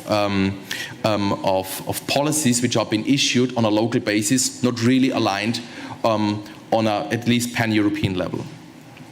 For us as a reinsurer, these are all factors that we take into consideration when we assess the overall investment climate into a region and when we assess the economic outlook. So potential local tax schemes, potential local dividend payment schemes is something we look at, and this is points which matter. Specific individual regulations in individual countries is something we look at, and that matters. And we heard a lot about regulation already today, and there is some kind of longer existing regulation, not least to mention Solvency II, where we still see not the harmonization that each country is executing it in the exact same way. There is still differences how regulators to interpret this into the local marketplace, which is fine, and we have to deal with that. But as we saw, there is more and more regulation upcoming into the industry. in the insurance and reinsurance industry. And the biggest one not even mentioned, I think, at least I haven't heard it to that extent, will be ESG, and will be the European Green Deal, and the question to which type of regulation this will at the end of the day really lead. So all in all, I think Europe here stands at a crossroad. We're facing the challenge of defining and maintaining a clear position for ourselves, to remain a region which is worth investing in on a global landscape. And reinsurance capital, I just can point this out, is being deployed on a global landscape, and all those factors do avoid the allocation of risk capital. Do influence the allocation of risk capital. And this brings me to my last point, and that is kind of macro, and this is natural disasters. But I need to speak as a reinsurer, certainly speak about natural disasters. Natural disasters and catastrophic events can logically and have a significant impact on insurance and more so on reinsurance companies. We do continuously assess the potential exposure of all those risks and the adequacy of reserves that cover potential claims out of large-scale events. And that's the last reference I would want to make to the Global Risk Report, because natural disasters and extreme weather events are the second most severe risk in 2023. And that highlights the global impact. So we have inflation, the cost of living, we have natural catastrophes, and we have geopolitical dependencies.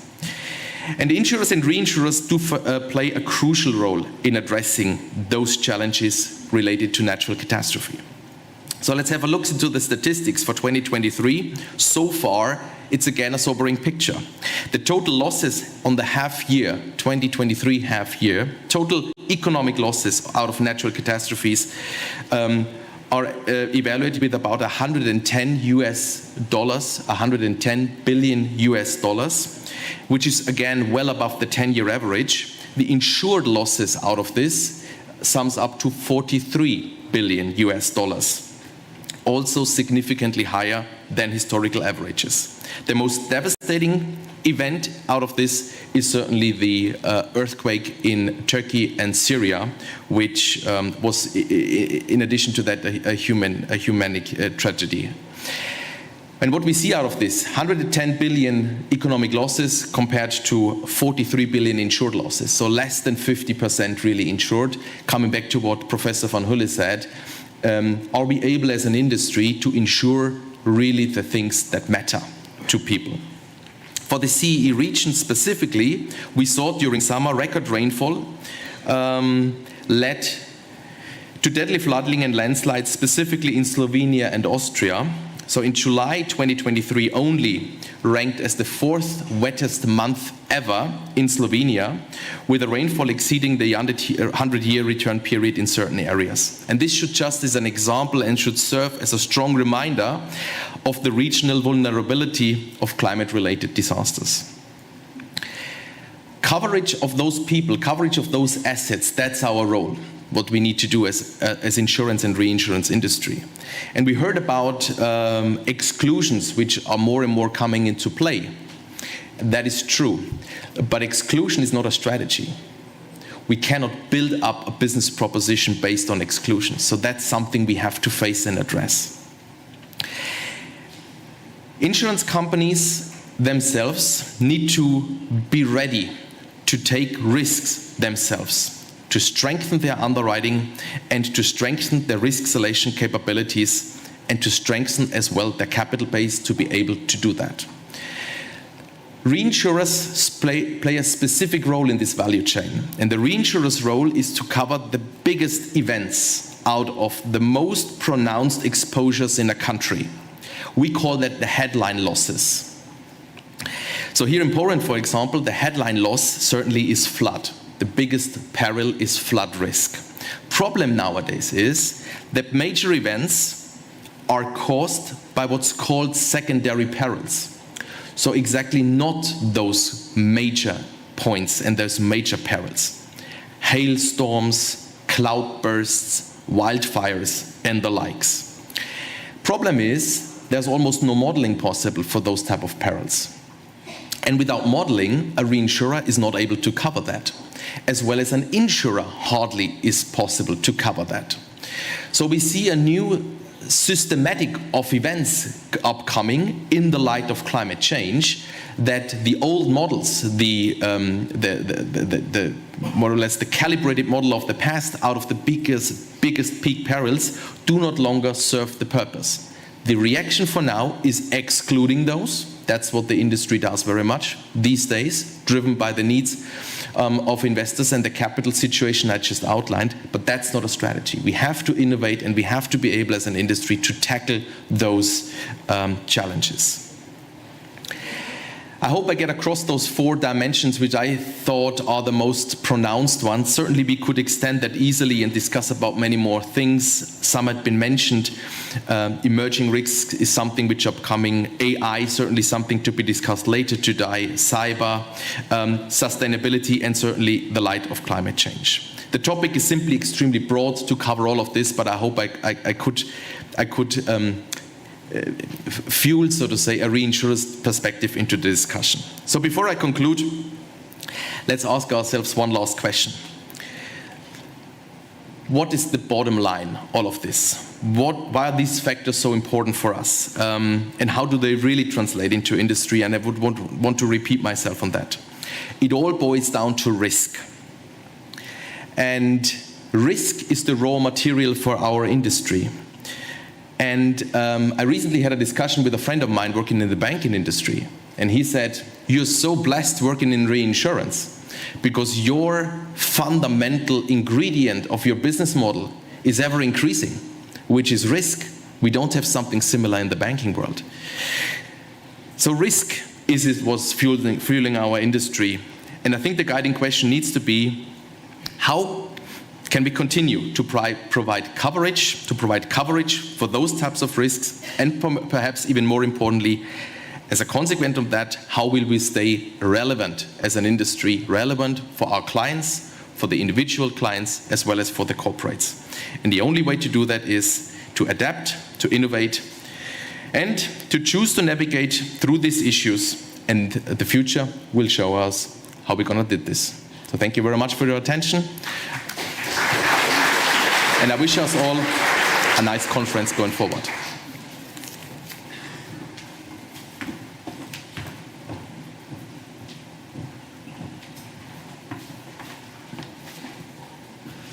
Thank you very much for the interesting perspective of reinsurance from the inflation to the weather. Proszę Państwa, na tym zakończymy pierwszą część. Zaproszę Państwa teraz na... With this presentation, we close this part of our meeting. Now we are going to have a coffee break. This coffee break is not going to take half an hour. This is bad news. Of course, it is my fault. It's a 15-minute break. I would like you to reconvene at 12:20 about artificial intelligence, technology, and digitization. So we are going to reconvene at 12:20. We can get downstairs either by going upstairs and taking the escalators, or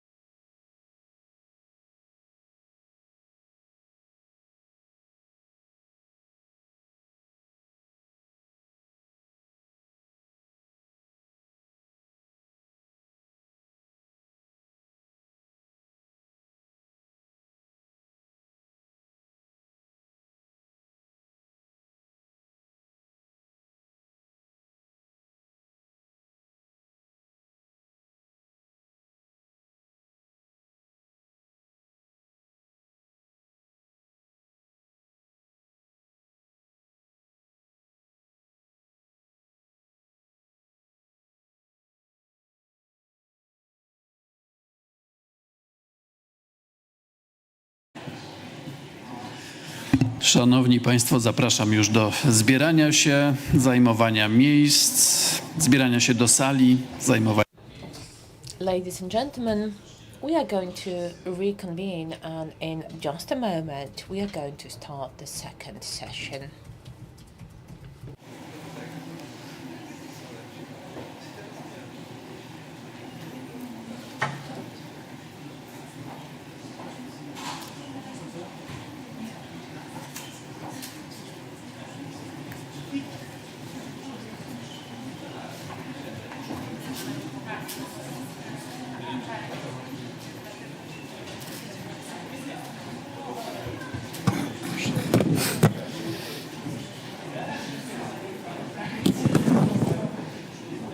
W takim razie będziemy zaczynać już. So, we are going to start the second session, the second part of our conference.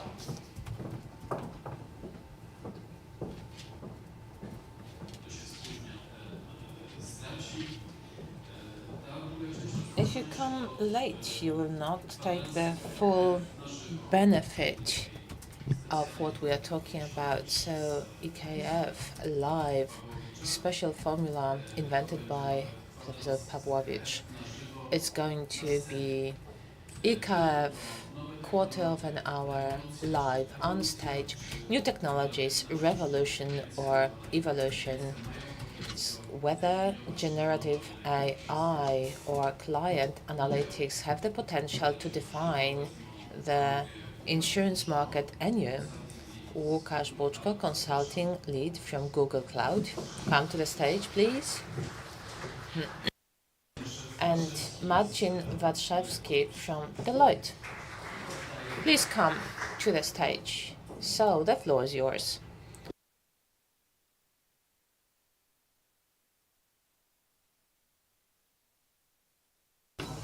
As I have mentioned, without a discussion on generative AI, a conference wouldn't be a full conference.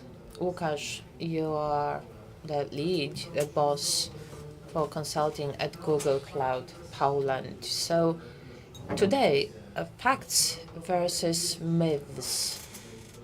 Where are we when it comes to generative AI?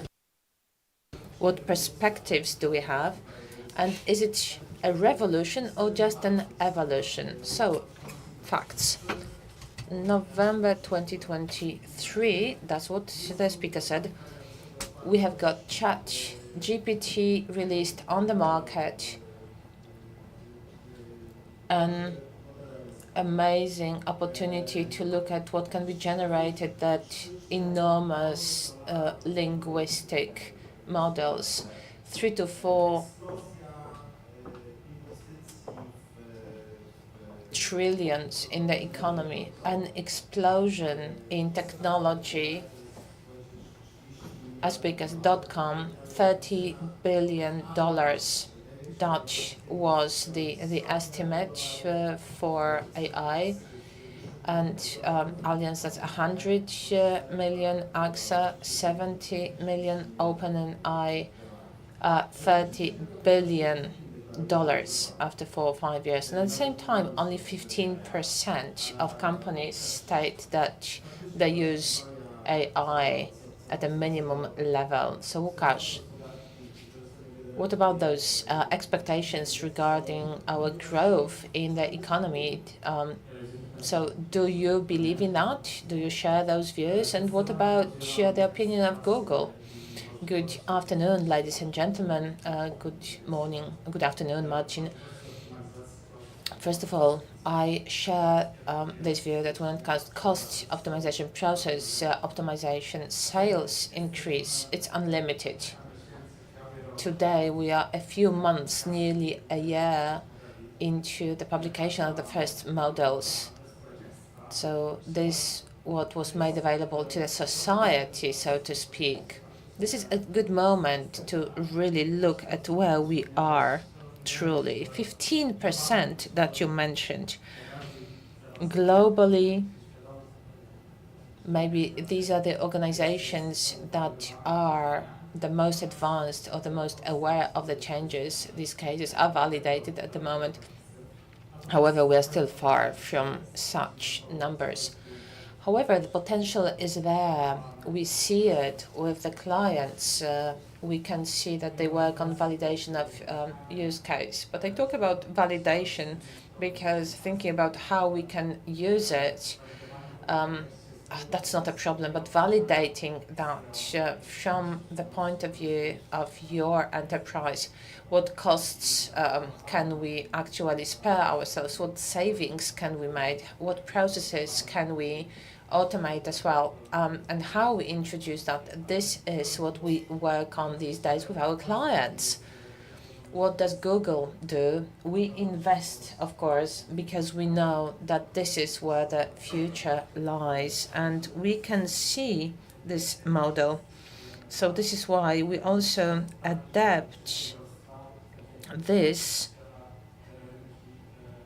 to the market, and we look at the clients of regulated markets and how they can use it.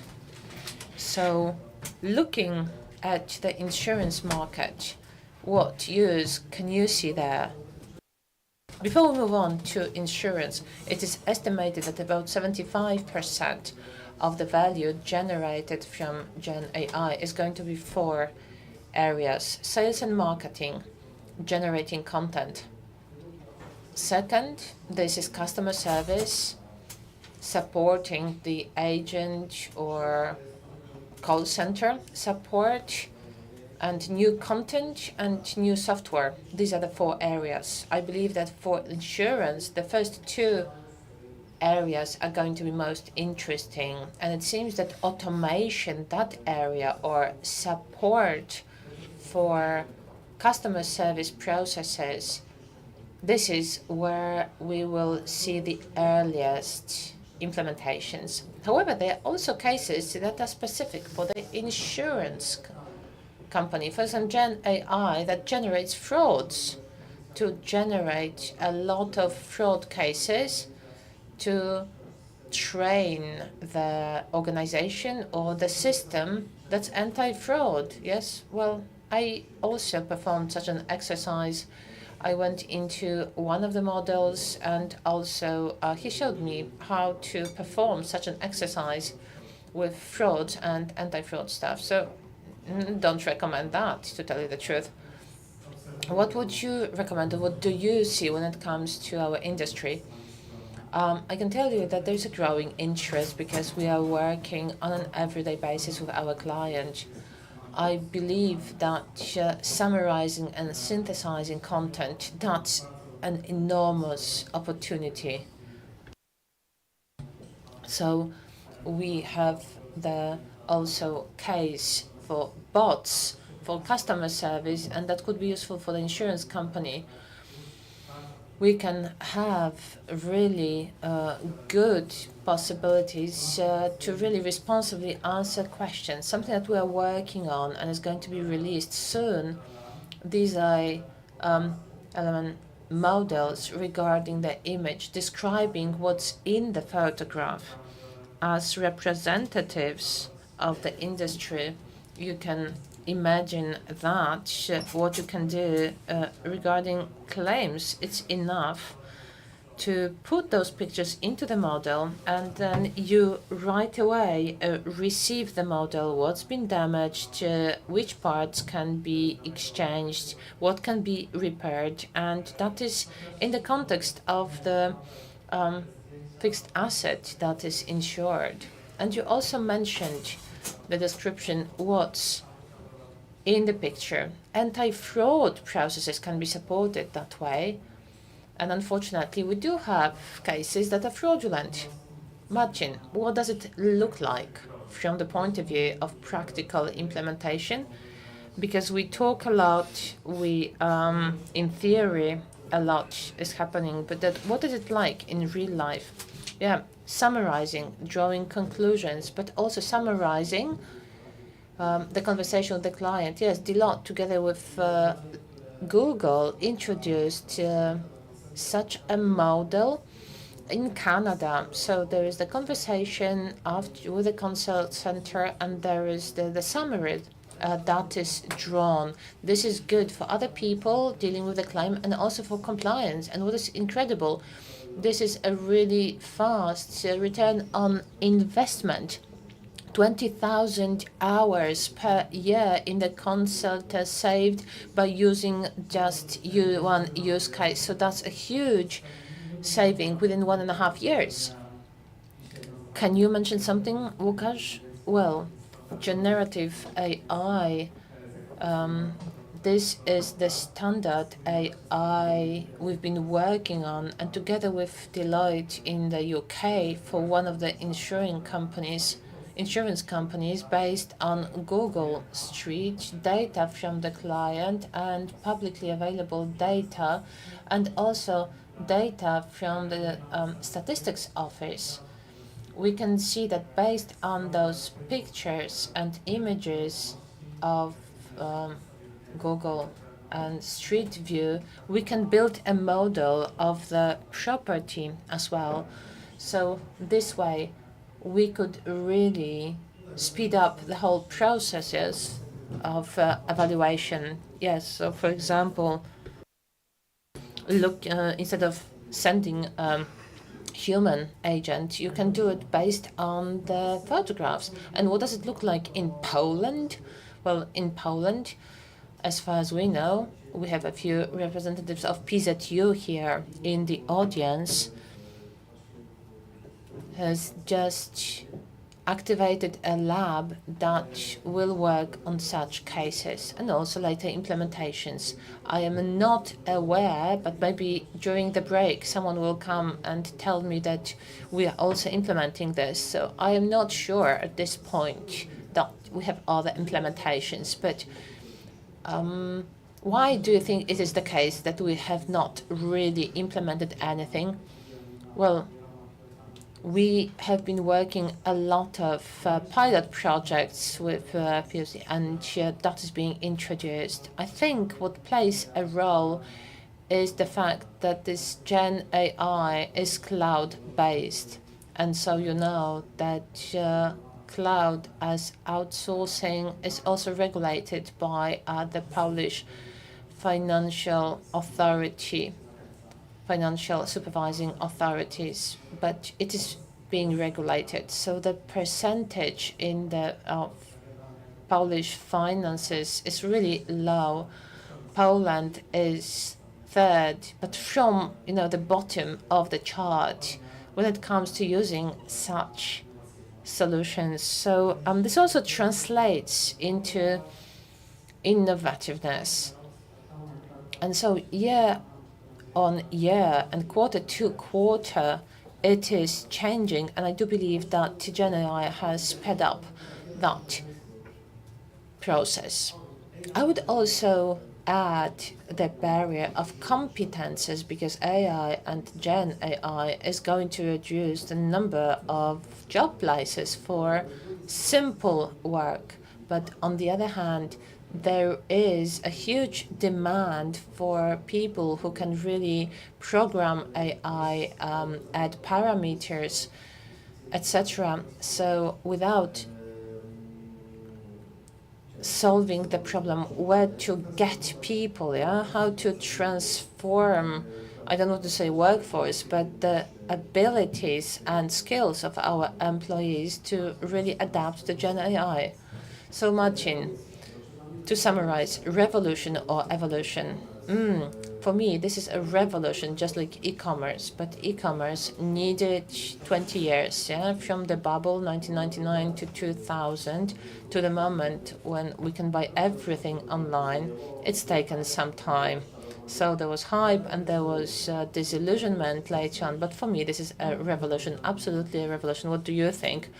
I agree with you. I hope that we are going to speed up. We'll have the first spectacular implementations that will convince everyone that this is the right direction. Thank you very much, Marcin. Thank you, Łukasz.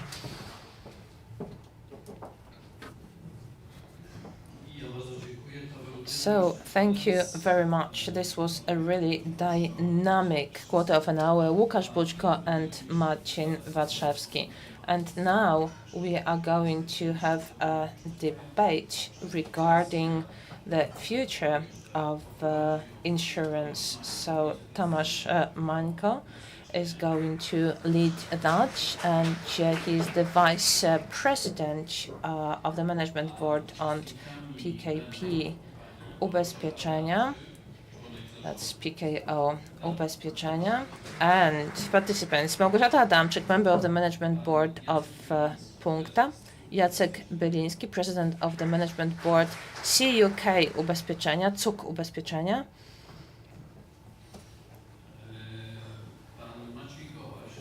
Maciej Gołaś, Managing Director for the Development of Processes, Services and Digital Platforms of PZU; Grzegorz Jurczyk, President of the Management Board BNP Paribas Cardiff in Poland; Mr. Wiesław Kotecki, Partner, Leader for Customer Strategy and Design Leader, Deloitte Digital CE; and Ms. Magdalena Maćko-Gizińska, member of the Management Board Nationale Nederlanden. Ladies and gentlemen, the floor is yours. Wprowadzenie. President, if I could ask you to give us an introduction and then we will follow on. Thank you. Welcome, ladies and gentlemen, and thank you to the organizers for inviting us to this discussion. And to me personally, thank you from me for heading this panel. This might be an interesting one, frontline discussion, where the changes of the evolution or revolution, and you will come to that conclusion by yourselves. I'd like to give you a brief description of the implementation we're running with PKO BP. I am head of a team that's been building a new solution, insurance solution. These are individual, protective, not linked to financial products, not bank assurance, but pure independent products dedicated to the retail customer. Briefly, what that means.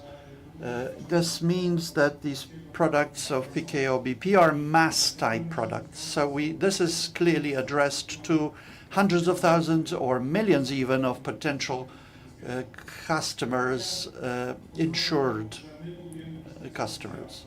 We have built this business from scratch, so to speak, a tabula rasa approach, which is unusual for us. Nothing linked with the old portfolio, some old structure or coding languages that are outdated. We believe that this cannot be a better starting place, and we are proceeding without compromise on anything. Thirdly, we are doing this at PKO BP, which has digitalization written out in capital letters at its front entrance. All these elements coming together come to suggest that if you are looking at digitalization, this is a good place to look at, an example of how we have rolled this out. Our project is in implementation of two most frequently bought insurance products, which are PKO Dom, which is a product for housing, home or apartment, and the other is transport insurance. We've introduced this 6 months ago, and over 1.5 million policies, and we are rolling out only, mind you. This PKO BP is an institution that has a sort of takes time to really start the engine rolling. I'm mentioning this because you need to believe that these are mass-scale products, that they find their buyers in a great number of people. People will use these solutions on a daily basis. And I would just share a brief personal digression. I have been on the market, insurance market, for the past 25 years. Poland has achieved much, has developed incredible competent staff in this sector. And PKO Group wishes to build something in-house based on institutional solutions adopted elsewhere in Europe. I'm very proud and satisfied, and I would wish everyone to be working among high-quality specialists. As a result, we are being noted, perceived through the outcomes of our projects specifically. Let me also explain what I mean when we say modern solutions. This is a very specific thing, not abstraction. So this is very much based on digital solution. So this is not like in the past where you have traditional insurance products from printouts, which we're digitalizing, but these are new products built from on greenfield, based on applications, IT applications, solutions. And we are building these products as omni-channel solutions, not based on existing sales channels. So client is the one that chooses the channel for interoperation with us. If client wishes, they can print out and sign. They don't have to, and very few will probably use that route. And we want the digitality of these products be evident everywhere.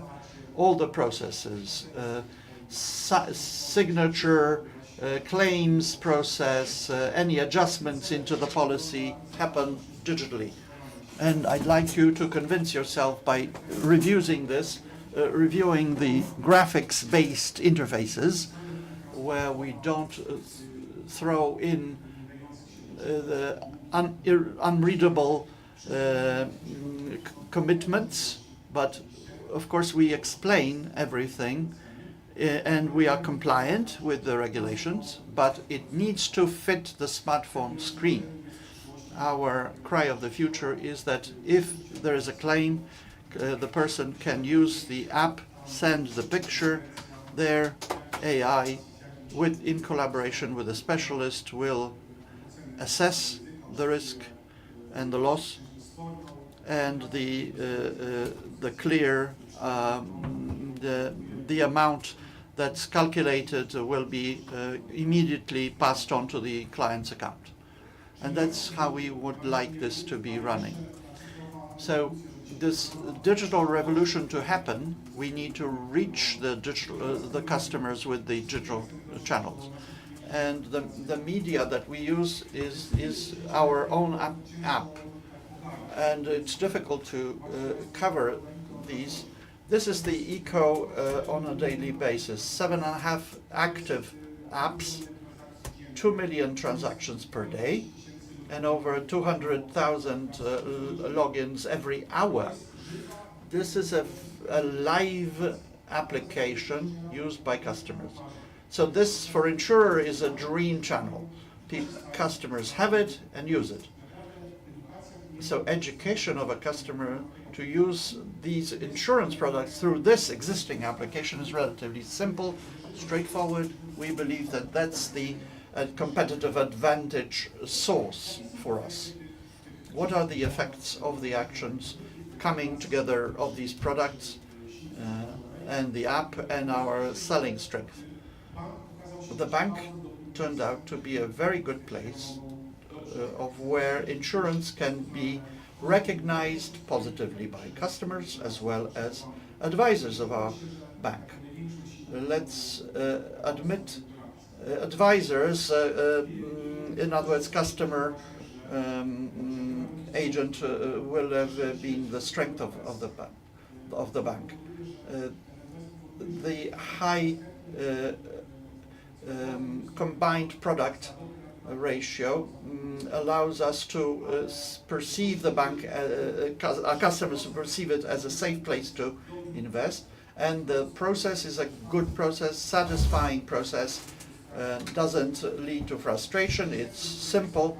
30 seconds is the maximum time that it takes, including invitation to start. All you need is to put in the number, and that's 10 to 12 seconds of login with all the systems in place. But all of the data, customer data, can be brought up immediately within that time. I will cover that a little bit more later. We believe that insurance can serve as a key to educating our customers in moving or buying into the insurance products. Without spectacular successes as yet, so this model has existed, and it's this is assistant-related sales have not been through the customer app has not been a widely used track. Why do we want this to develop? Because we are looking for self-service. We believe that close to 50% of clients submit their claims online, and we hope that this will increase. One digit I won't show you. Remember, if you will, about 16% of our insurance policies are sold through the digital channels. So in other words, above 80% are bought in with be it directly at the branch or online. And clients have not been interested in omni-channel. They end where they start. They don't jump around the channels. Somehow this has remained what it has remained so far. One final word. You can see I'm speeding up in my presentation, and I'm eating into the time that panelists will have. So my final word. Digitalization for us is mega attractive, and we don't do it for its own sake, but we want to focus on the most important thing, the customer centricity. And let me just point to, at least only, of these aspects. The yellow dot in this universe of our customer, of their experience. This is the experience of working with the holistic advisor, who is the guide through the world of finance for them. That helps the client to address their needs. And of course to insure their life or their assets and so on. So this holistic advisor is what we wish to build with the bank.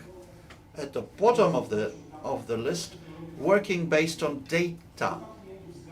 Half of the clients agree to use the data that we've gathered on them in order to assess their risk credit.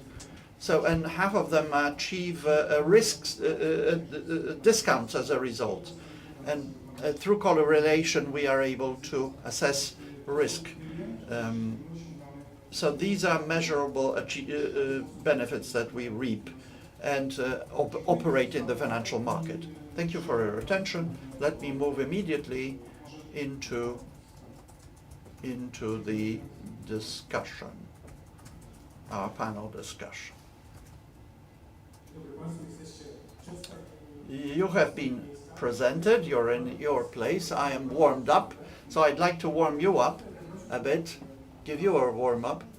And if I could ask one by one to give us a brief mention as to, based on other, or in comparison to other sectors, is the insurance sector digitalized, insufficiently, over-digitalized, or just right?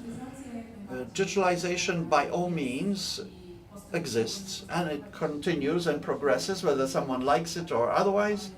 We're living in the digital revolution times, and you cannot escape that. But when we look at the insurance sector, this process has been proceeding at slower rates than elsewhere in the financial sector. To compare banking services sector, for example, that we benchmark ourselves to as the insurance sector. As I thought about the reasons why that happens, there are three external factors that slow down this dynamic of digitalization. Firstly, the client themselves or the customer, the frequency in which they transact in the banking and insurance sector. If they do that once a year, their transport or their house insurance, and there is no pressure for delivery, they do not pressure the sector itself to change dynamically. Another mega strong factor that impacts the dynamic of development is development of other sectors. E-commerce, for example, user experience, or process automation, or payment systems, which have played an important role in e-commerce. 10, 15 years ago, the needs of the customer were very much aligned with that of regulator in terms of creating, moving to electronic monies. And regulation and transparency of that market in terms of process management has impacted the banking services market, which was participant of the market. However, if you look at the insurance market, this is not a direct participant of the e-commerce market. When you look at the direction of digitalization, we are faced with the structure of distribution. We know that 90% of transactions happen through traditional channels in insurance. Hence, that has determined the direction of digitalization. I do not agree to a statement that this is a revolution. Today's clearly evolutionary process, but it continues. What will PZU say to that? About digitalization in your group. Welcome, ladies and gentlemen. I'm responsible for digital business at PZU, and the question is whether the glass is half full or half empty. Maybe even different proportions, actually. And I agree that there are sectors that are more advanced than us, but I look at it from the standpoint of dynamics and opportunities that we're facing. Dynamics, from my perspective, is gaining momentum, and there is clearly the element of natural transaction ability, which differs from sector to sector. But when you look at this from perspective of what we're doing, the numbers we're looking at, there is, I have a sense of optimism. Example, maybe. We, in our digital channel, we have achieved the level of 7.5 million of customers. This dynamic is strong, so I don't want to precede facts, but we have achieved another channel, another milestone. We will soon approach the fourth. So this was 3.5 million customers. Very soon, 4 million digital clients. But important factor here is dynamic of activity of customers. If digital growth is at 20 to 30%, if you then translate it into activity on sales, service, or driven by claim servicing, in other words, these things that link the number of transactions, the results dynamics are 40–50% per year, so much higher than the actual use. In Nationale Länder, we have less to do with transport and housing. It's more about life insurance, and we are quite advanced in digitalization. There is reasons for that. Firstly, we as a sector have not answered the question why we want to digitalize. I believe that we insurers have a lot of technology.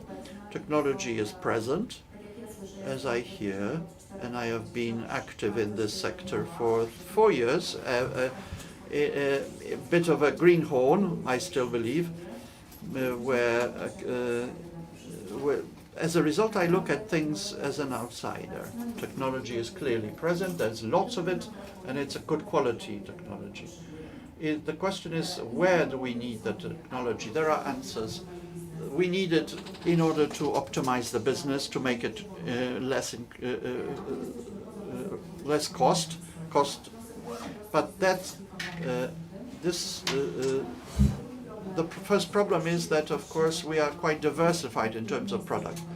We as Nationale-Nederlanden, the life insurance business, over the past 20 years, there hasn't been a major spectacular success to see a huge number of huge growth numbers in terms of customers with that type of product.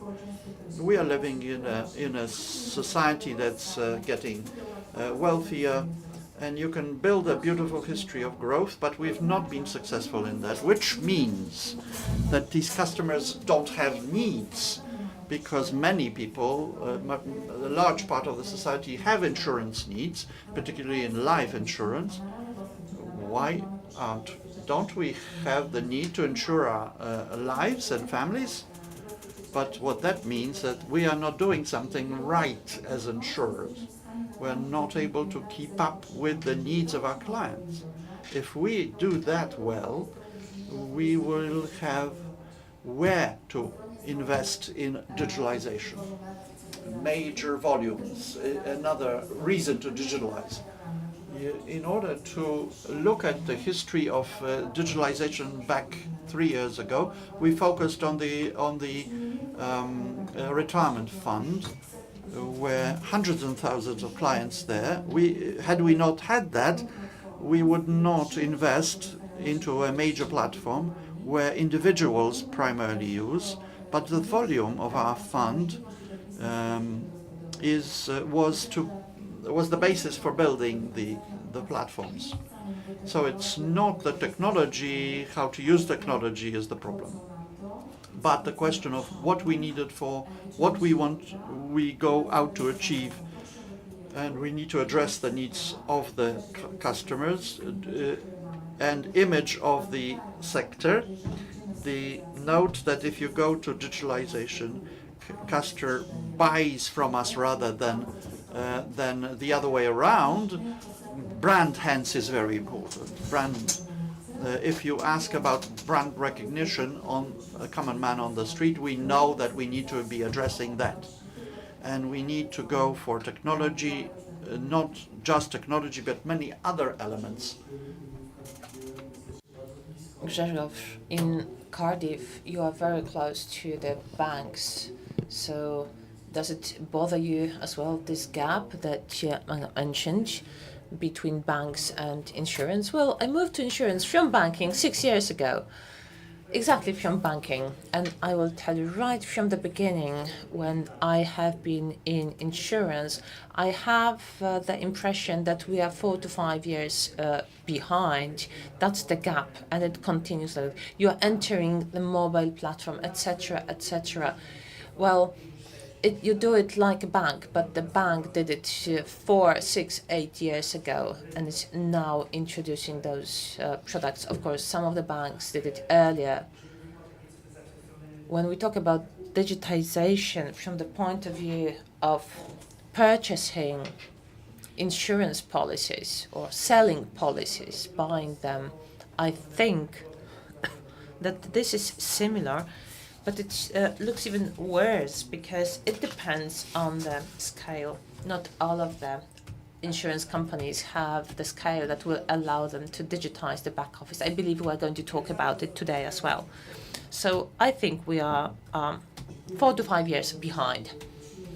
Okay, thank you very much. And now I would like Jacek, who is the president of CUK as a distributor, and you will conclude because you are a consultant dealing with the digitization of insurance.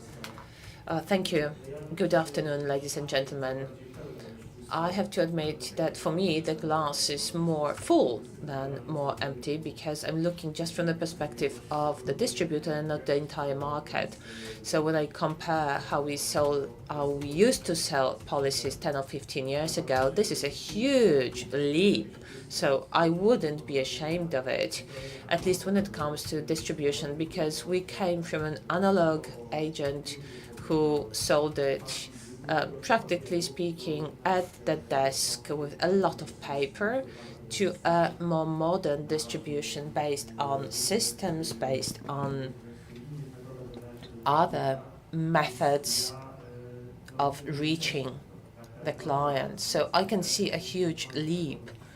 The journey of digitization never ends. You can always improve. But I believe that over the last 10 years, a lot has happened in distribution. So, of course, in 10 years' time, we will say we have got certain technological debts. We may have certain deficits compared to other industries. However, a lot is happening in distribution. Generally speaking, I believe that thanks to digitization, that the agent really works in a different manner and she is a part of omni-channel. There are lots of processes that are being optimized. There is concentration in the industry, because the market consolidates either through capital or through mergers and acquisitions, of course, yeah? But also, one is through capital, and the other one is through technology. If a company cannot spend a lot of money to change the systems, they are taken over by other distributors, or they are looked after by more digitized partners. And this is the consolidation I can see on the market. Wiesław, you advise us, distributors, insurers, in this area. And so what we have heard seems to reflect what is, being said about the industry. Well, I'm happy that I had been taking notes, because we had not agreed on me summarizing the whole thing. But thank you very much for this role. So Magda mentioned where we as insurance are compared, to the other ones. That's a very good question for this room. But the other perspective is how your clients view you. Who do they compare you with? Is it other insurers? But we also talk about banks. These are similar businesses. But in reality, when I think about it, when I speak with my customers at the level of sales and looking at products, you may be compared with e-commerce, yes? Whether in this area you are better, you are more user-friendly than Allegro, for example, yeah? Maybe when it comes to searching, you may be comparable to Google.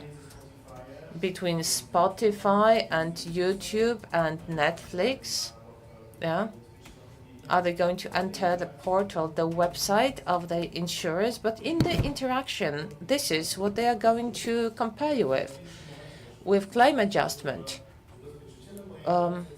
someone said, I have one point of contact with my insurers. It's usually once a year. Usually when I pay my premiums, but sometimes it's once, twice a year when I actually need to report something. But this is something that's going to distinguish you, because that's much more important for your client than buying something in e-commerce, than listening to the music. Because you are not just paying the client, you are supporting the client. So this is the question in digitization. This is the question we need to ask ourselves. With the digital tools, how can you be more human, that you will understand your client? You will know when to help your client, and the client will view us as an industry that understands the client. And when we look at the clients, when we observe them with delight, they say, I want it fast, I want it now, Here and now, I want it the way I want it, but I want to feel important and understood. So this is how to understand the technology to be more human and how to be understood through application. You talk about the application, but is it voice application? Is it really the future with apps, with such applications? Thank you for the first round, and we still have some time left. So let's move on to the next subject. Let's get down to the nitty-gritty. Magda and Grzegorz, the first question. Please tell me whether in your company offers, do you have products or solutions for your clients that you would describe as digital? What are they? So when you think about products, certain products, they are products that are sold completely online, and they are clients who want to buy them. However, what we have been concentrating on over the last couple of years is, well, there are a few myths in the industry, but in general as well. All of those portals, self-service for the young ones, and the young ones up to the age of 60, but over the age of 60, no. And so we analyzed our clients, really a lot of clients. We have got many clients who are 60 plus, and we asked them, okay, so how would you like to submit your claim? How would you like to change your data? How would you like to do different things? It was really, really factual. And it turned out that 90% amongst people in their 20s, 30s, and even 40s, and 80% with 50 plus and 80% 60 plus, even though 70 plus, they would like to do it, as self-service on this portal. So if the government and different offices are able to offer that, so how come the insurers cannot do it? So we built a portal where everything was fine.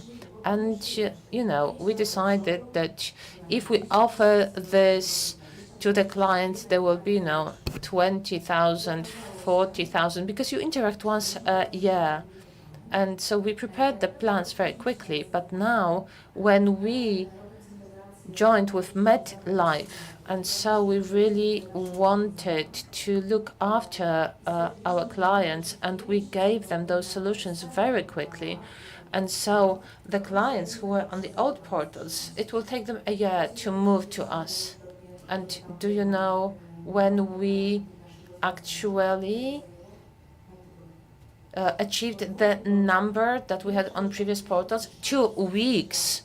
Within 2 weeks, a greater number of clients that we managed for years to collect on the other portals, more clients got onto this portal. So self-service is a must. Simple products that are understandable for the clients. Something that will also be sold well in digital if you have an appropriate sales process. Digital support in sales for agents. Practically speaking, we do everything remotely. That has not changed after the pandemic. And this is also a great value for us as a company. We have 80% of service that's in self-service. That's more than a bit more than you have. But there's a wonderful clue of all of that. Nearly all of the clients who come to us and submit a claim, and they give us marketing authorization, because that's an important interaction for us. Nearly all of the clients give us this possibility, this consent, and our marketing and distribution are so happy because now they have it, and we have got better leads from that as well. So we can see that digitization brings benefits for the client, but also for the company as well. Grzegorz, can you answer both questions, please? Because somebody did it on purpose. There is a question that was sent on purpose. Well, the question is, when will you provide a possibility to buy insurance BNT Cardiff on a website. I don't think that the answer is, I don't think that's going to happen very quickly, because I work with, different, but this is how I reach my people. For example, manufacturers, when it comes standalone products, life insurance and protection, that we also sell through our partners, for example, BNP.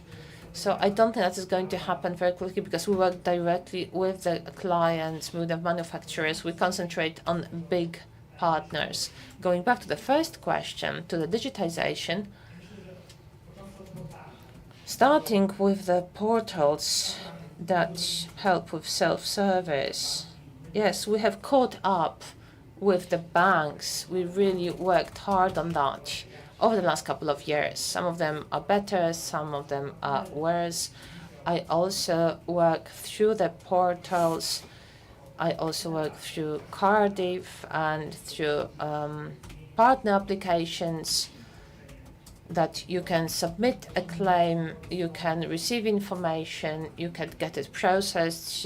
They can send something to us, we can send something to them, and we are also at different levels with different partners, because that depends how our partners view us and what a priority is for them to do something with us. But many of your clients are banks. This is the banking sector. They're used to it, and this is something that should come naturally. It should come naturally. And more clients use mobile applications, and in Poland, these are record-breaking numbers.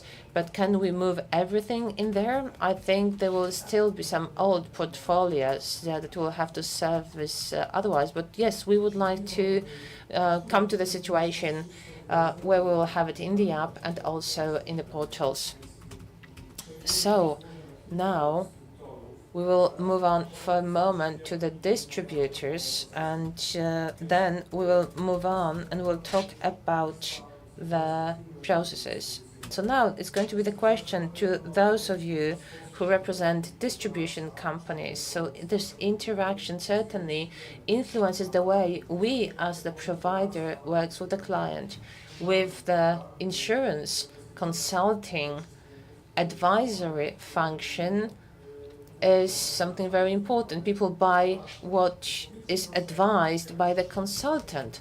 So please share with us, from your point of view, how this consultancy advisory model is changing based on the technology and everything that is being introduced on the market. Jacek, can you start, please? Yes, things are changing, and they're changing very much. What can I say? Digitalization has changed the work of an insurance agent. They have become much more digitalized, This work is based on numerous systems and requires ability or skill in bringing collection with various solutions, much more complex than it used to be, or we seemed to be viewing a couple of years ago. This digitalized agent is the direction that has been a continuing one, and supporters of technology amongst us is increasing. This has enriched our work with the client, with customers.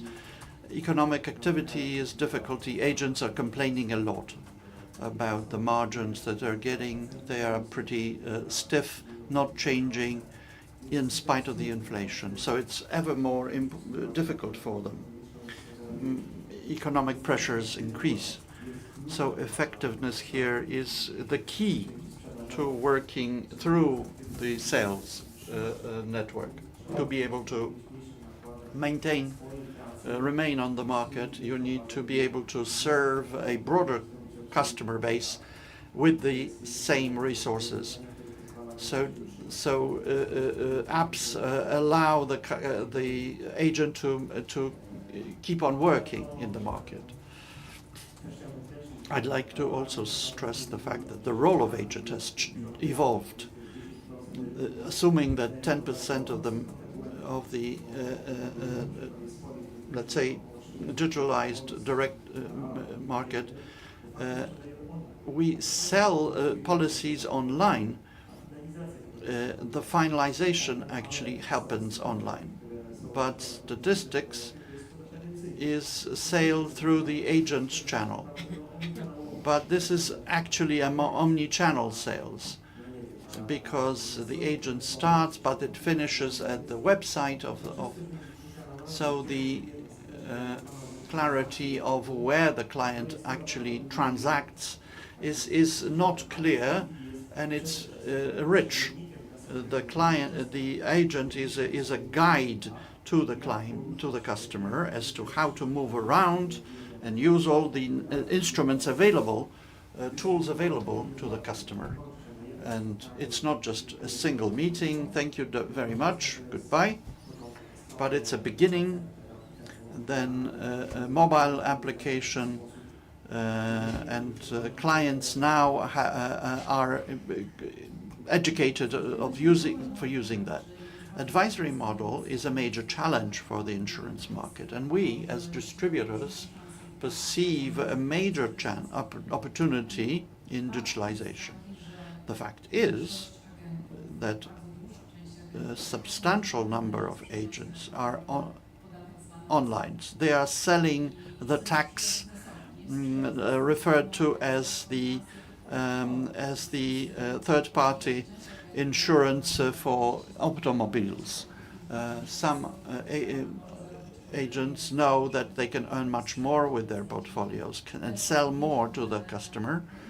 With the prompts from the modern digital tools, many of the customers will be able to navigate by themselves, but majority won't. And now we have not just tools that compare prices, that you can sell by price. That's the way it's built, this sector. But we support with ourselves with CRM for the sales and after-sales service, and we can convince our agent that he can sell with different types of risks and generate higher incomes. So that's required. And also you work with the agent and educate them that the digitalization is not aimed at taking business away from them, but to actually streamline their work. They will be able to offer products based on the actual analysis of their needs, so that analysis will support these processes, so by pure economics of the business. I won't ask you for a summary, but we used to say that we sell products that have better commission. Others say that are more responsive to client needs. But maybe today those sell best who have the most agile applications. The buzzword that's been going around for years was user experience, but today we talk about employee experience, how we as companies compete for talent, for our staff, based on the experience of the tools. We should be making similar investment into our staff and our partners with our application. This could be a key, let's say, selling factor. Understanding of the customer was the superpower of the agent. Physical, I look the customer into the eye, I understand, use various tricks and so on. But now, combined with CRM and AI, we can get entire history of the customer and prompt me which products I should offer and which customers I should choose to go for, because there is extra time through the digital world extra time that is saved, and because I know who to go to, and that really is important. And the agent can earn, or the staff can earn higher incomes. We are talking about personalization of work time. These used to be corporate major domain of major financial corporations. Today, this is available to a agent. These tools are available to them. So this is an offer available to made available to the customer now.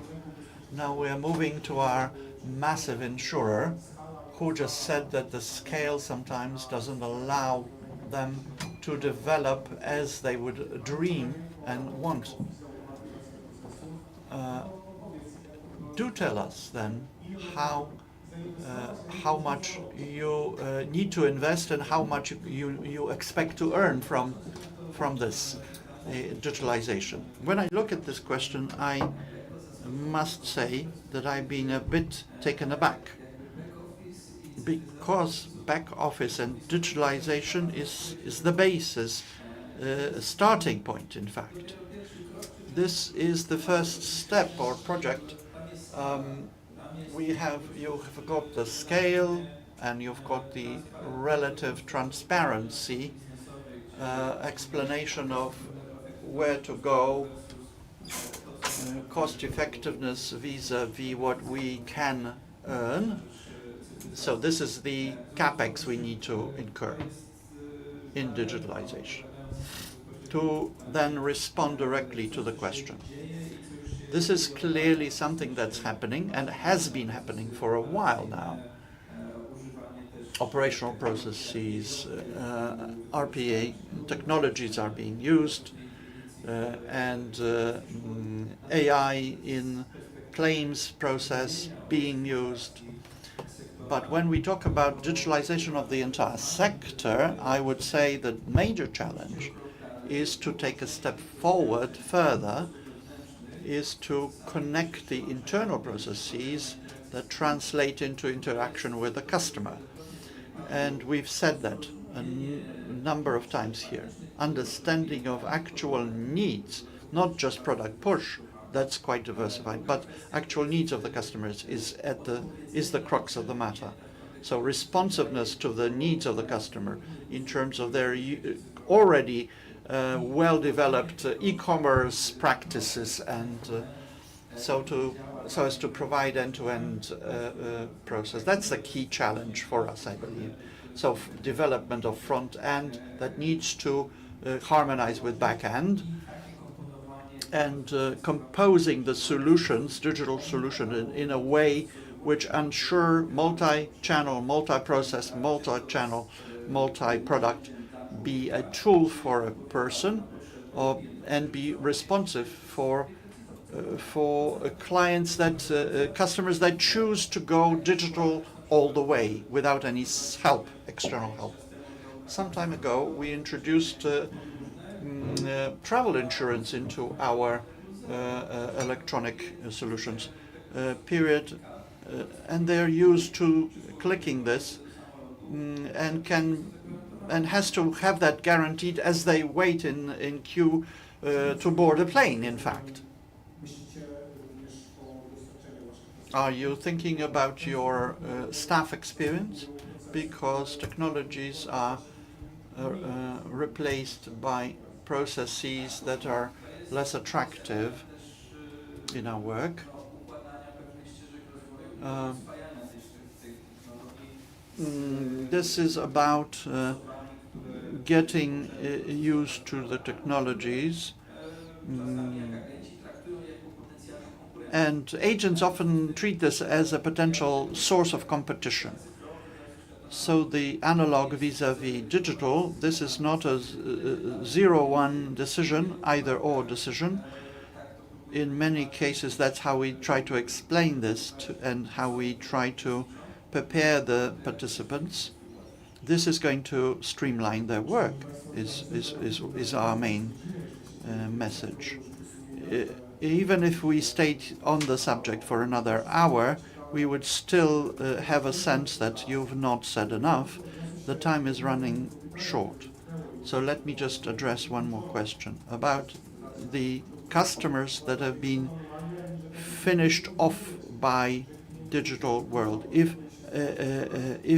or excluded, if someone is excluded because of the digital progress, how can we overcome that? That shouldn't be there. Digitalization shouldn't exclude anyone. It should support everyone. If you don't deal with technology, you can always have advisor, someone else on the other side of the telephone line. But sometimes we can deal with that. If I may just introduce one more word, because distributors have rarely the opportunity to sit before such distinguished audience. So I'd like to say something from perspective of the client.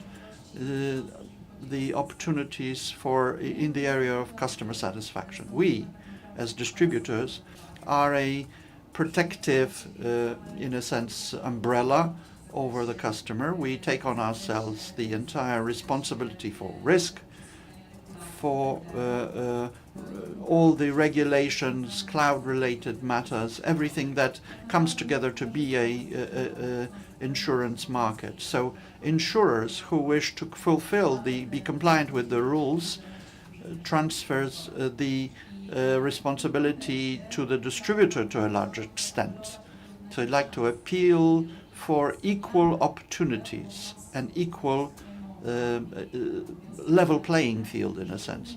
In terms of responsibilities, regulatory, we wish to have access to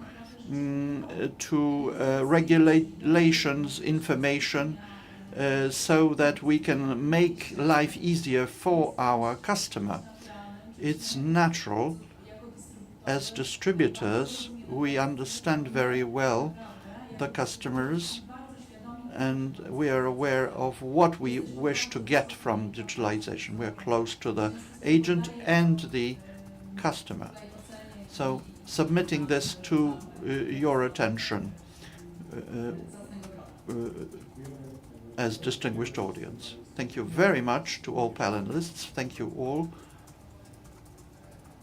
About the digital exclusion, unfortunately there's no microphone, otherwise we would be able to interpret the question.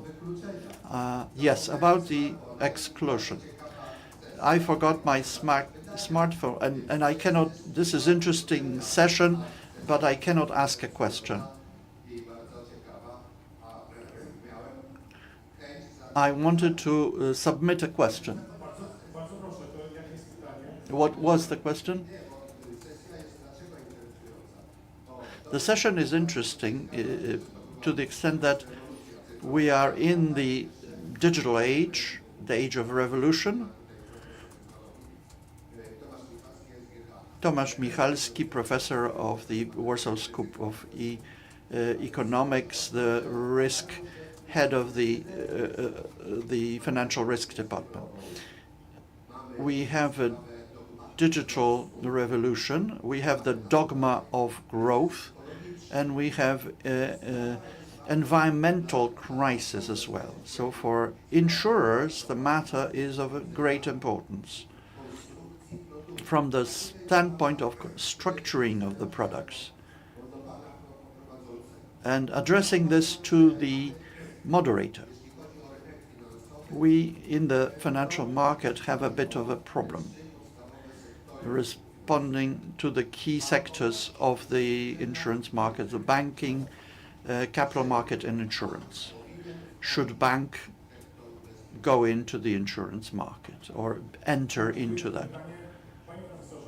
Professor, thank you very much. Institutions should do things where customers are satisfied, market works, and we are showing that this is feasible and possible, and the experience shows that this is done.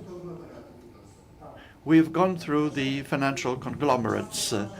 Well, time will tell. I believe that we can do that well. Thank you very much. And let's treat that as a short summary of the discussion. Thank you very much to the panelists.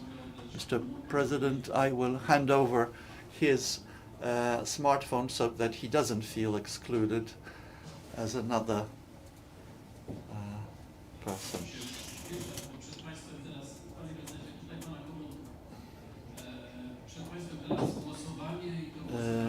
Now you are to be voting with your feet, because we break this out into 3 parallel debate sessions. Some of you have chosen already. Let me just tell you what we're happening. Here we will have an interesting debate on transformation of Poland toward the sustainable and responsible development in insurance. In 202 and 203, which is vis-a-vis across the floor, we will have a presentation of Ms. Wieczorek-Bartczak, resolution as a necessary mechanism in protection of the insurance market, and you will be able to ask questions as well. And the quorum room, this is the floor near forum. We will discuss the transformation, demographic changes, challenges and opportunities for the private insurance market. Thank you. We will begin here very shortly on the transformation.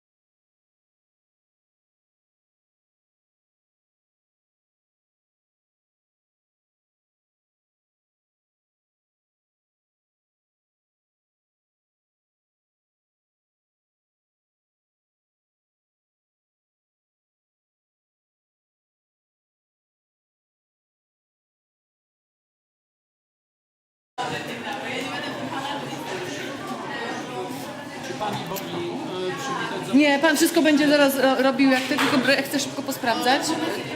Dobra, dobra. Dobra, to proszę.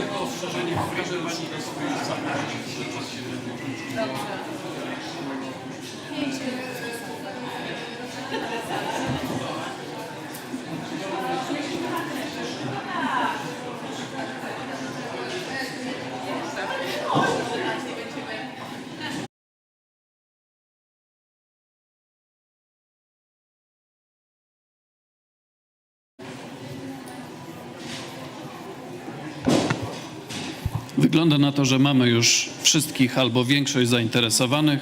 Może prezentacja, później dyskusja ich przyciągnie.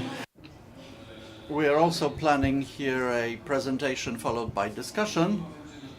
The discussion will focus on transformation toward both sustainable as well as responsible development. I will now invite Ms.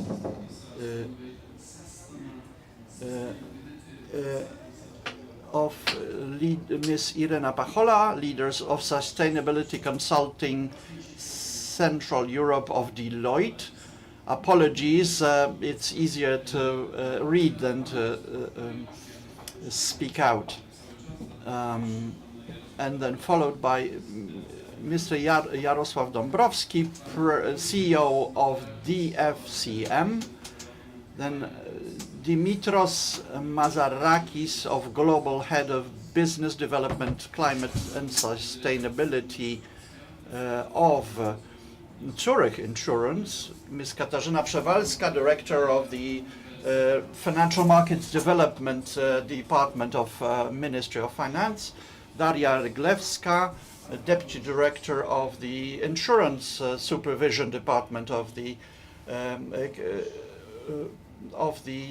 Financial Supervision Authority, and Mr. Roszkowski of the Compliance and Standards Department of UNICA. I'm happy to see faces I have known. I've been present in this topic for a number of years. As we said, I work closely with the insurance market, so welcome all of you, and I'm very proud about our participants of the panel, because we will deliver a strong shot of inspiration and information and impetus to work. I was informed by Madam Director will need to leave us in the course of the meeting, so I sought to rearrange the meeting so that we all can speak. What does Ministry and the regulator and the framework that is being built at the EU level and the national level delivers to us? What are the opportunities? What are the threats?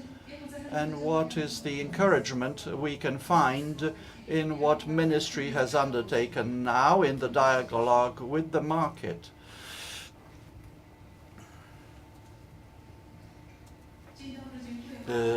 Hello, thank you, and for apologies immediately for all of you and the other panelists, because I will need to be leaving the conference shortly. They have launched a meeting at 2 p.m. for me. Ministry of Finance operates a platform for sustainable finance, based with many participants of the market present in it. We encourage you to participate in it. The first meeting was held in November of last year. In other words, close to a year now that this has been operating. This platform prepares a roadmap for sustainable finance. This is being developed, co-developed with the market. We cannot imagine this happening otherwise, for it to operate otherwise. I believe that the platform is a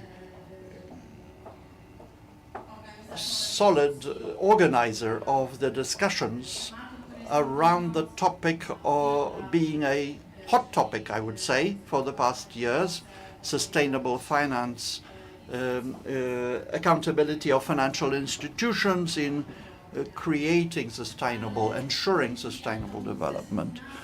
And we as Ministry of Finance offer you and co-work with you as we create and initiate various matters and initiate legal regulations.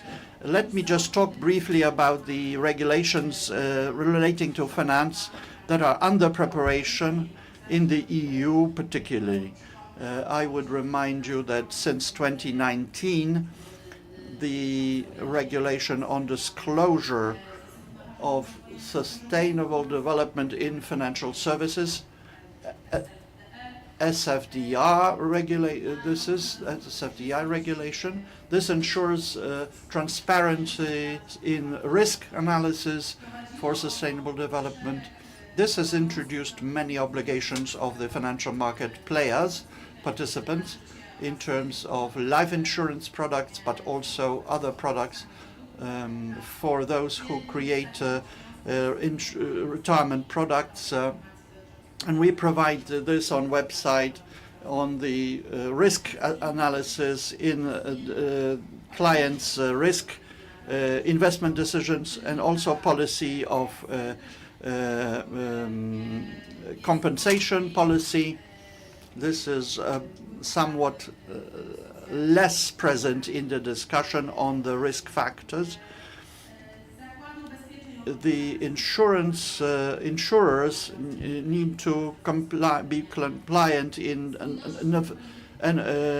ensuring consistency their compensation policy relating to sustainable development of their product. This has been in force since March of 2021. Then taxonomy regulation, the important step that is that of ensuring climate neutrality by 2050. This regulation defines the criteria of establishing whether a given activity qualifies as environmentally sustainable in terms of assessment of the investment as sustainable.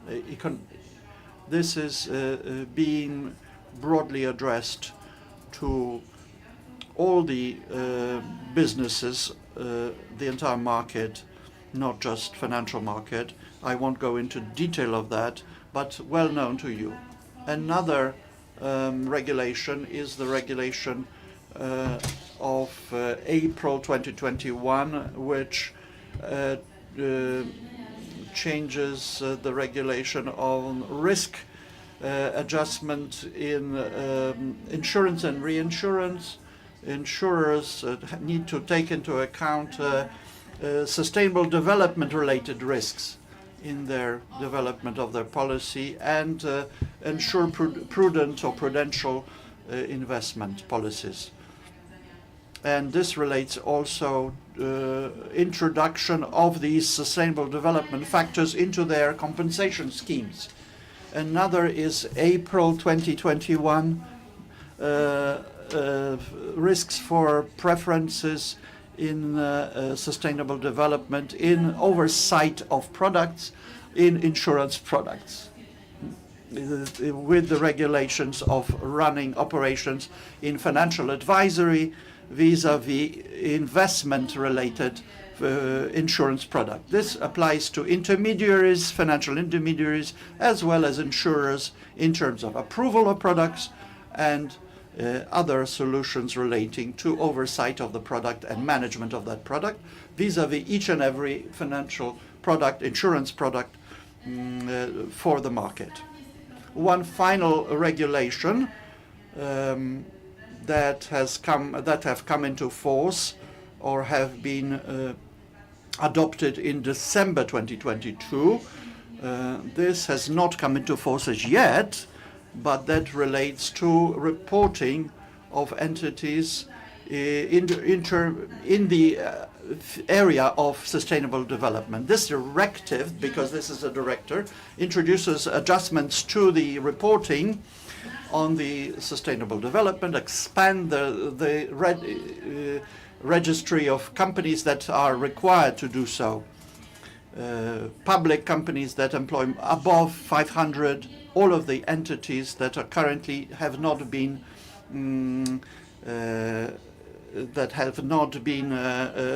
included, plus major corporates, but also SMEs from 2026 onwards. This increases responsibility of companies in this respect. And so environmental, social, and corporate governance area with audits required, with 18 states having 18 months for implementation of that directive. This will apply to over 3,000 Polish companies. 3,000 Polish companies. Let me also mention the Polish directive on the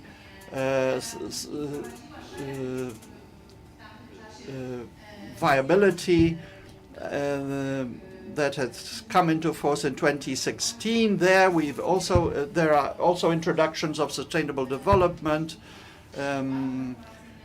Corporate governance provisions have been introduced with 4 areas of detailed competences, including management, audit, risk management, and final assessment of risk. Proszę Państwa, pracujemy. And now, ladies and gentlemen, we are working also on the directive viability to zero and and solvency to zero. And so we are looking at who is going to supervise the changes that are being introduced according to the decision of the Parliament that was only announced 2 weeks ago. Ladies and gentlemen, there are new proposals to this directive. According to those proposals, insurance and reinsurance companies should have appropriate system in order to supervise and manage ESG risks, should be able to manage the risk, prepare plans, address issues connected with ESG, prepare also reporting about the company, also regarding risk management, including risk management in the area of sustainable development, everything that is connected with insurance and reinsurance regarding ESG. There are also certain proposals for smaller companies, including small companies, but also SMEs. At the moment, there is the trialogue regarding the proposals of the Parliament. We hope that this trialogue comes to an end when the presidency of Spain draws to an end, and it will not come into our presidency. As you are probably aware, in spring 2024 there will be the elections, so we presume that talks about this regulation and the proposals will go all the way to March, no longer. So there's a good chance that those subjects shall be closed. The Belgian presidency, there will be 2 to 3 months, and they will have less time. If they manage to really draw a conclusion and close these subjects within 2 or 3 months, that would be wonderful.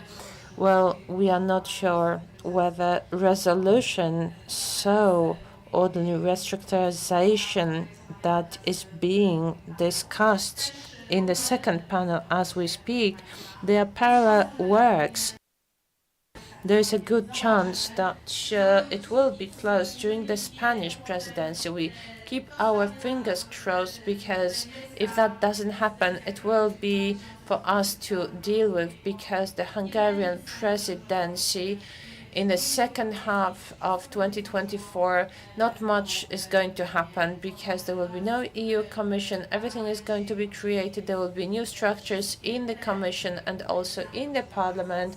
So practically speaking, all of the subjects that will not have been closed by March 2024 will come and will have to be dealt with during the Polish presidency. So we don't really want it, but of course we will have certain possibilities then, but we know that the Commission usually looks for a compromise, and so this is why we hope that the Spanish presidency shall deal with as many subjects as possible. Thank you very much, Katarzyna. Thank you very much for all of these pieces of information. I hope you do not feel overwhelmed, because this is a dense, this is the thickness of all of the regulations, but I hope you are not going to be discouraged, but you will be motivated to take action.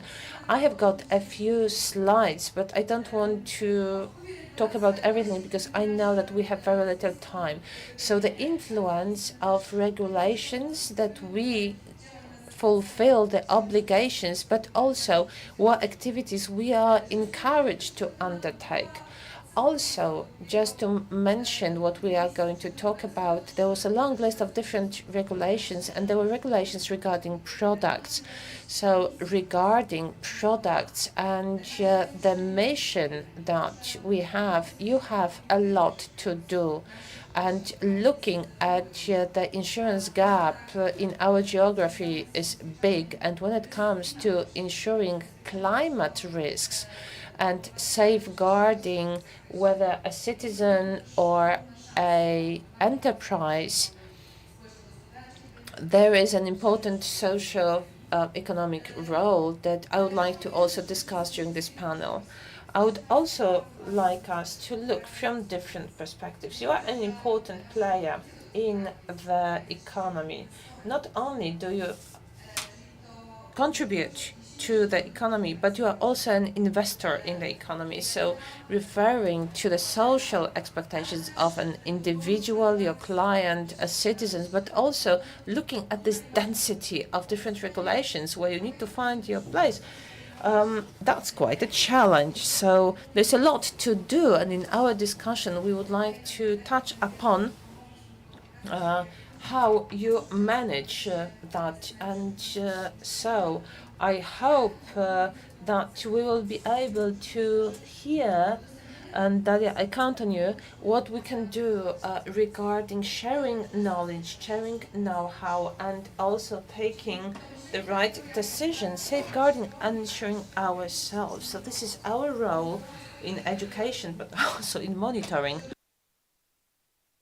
so that we can work better, we can act better, but we can also see the results of these activities, so that at the end of the day, you are who you are. You are there for the citizen, for the entrepreneur, a guarantee for the future. So sustainable development was mentioned so many times today, and it is part of your mission, an integral part of your mission and your activities. So I hope that we'll be able to also support this integral role. Last but not least, we talk about sustainable development, we talk about ESG. So we are talking about E, but also let's talk about the social part. And that is very important. And the climate is important, and the influence of the climate onto our society, and then governance, where we have got the decisions of the management board and also of supervisory board. Certain decisions that are taken there also influence us. So let's move on to the debate. Daria, I remember when we met for the first time in Sopot, and it was also together with Dimi. It was 3 or 4 years ago, yeah, 2 years ago. And I was charmed, I was enchanted how you spoke, and you spoke so much, what is happening from the point of view of the regulator, but also there were great competencies that you had at your office. And with Deloitte now, we work together with you for the regulator to really find your path amongst all of those regulations. Please share with us how you view this role, the tasks that will have to be performed, a little bit with inspiration and a little bit what are the expectations of the regulator. For me, this is the process of dialogue and mutual learning from each other. So without the cooperation of the regulator and all of the insurance institutions, we will not be prepared for the sustainable development. At the moment, we are working on an instrument for technical support. In the discussions, we speak with Croatia, Malta, and Romania. We also discuss best practices and good practices. We talk about experience, about our insights, and also how we supervise this sustainable development. But in my opinion, the role of insurance is priceless. Even if you look at the worst case scenarios, catastrophic scenarios, this is where we see that role. We started talking about sustainable development even before it became popular, even before ESG became popular, and that was taking into consideration climate scenarios. We started with our climate, but of course we need to think about social and governance. So this is where safeguarding is important, but the issue is data. In order to prepare climate scenarios well, we have to work on data.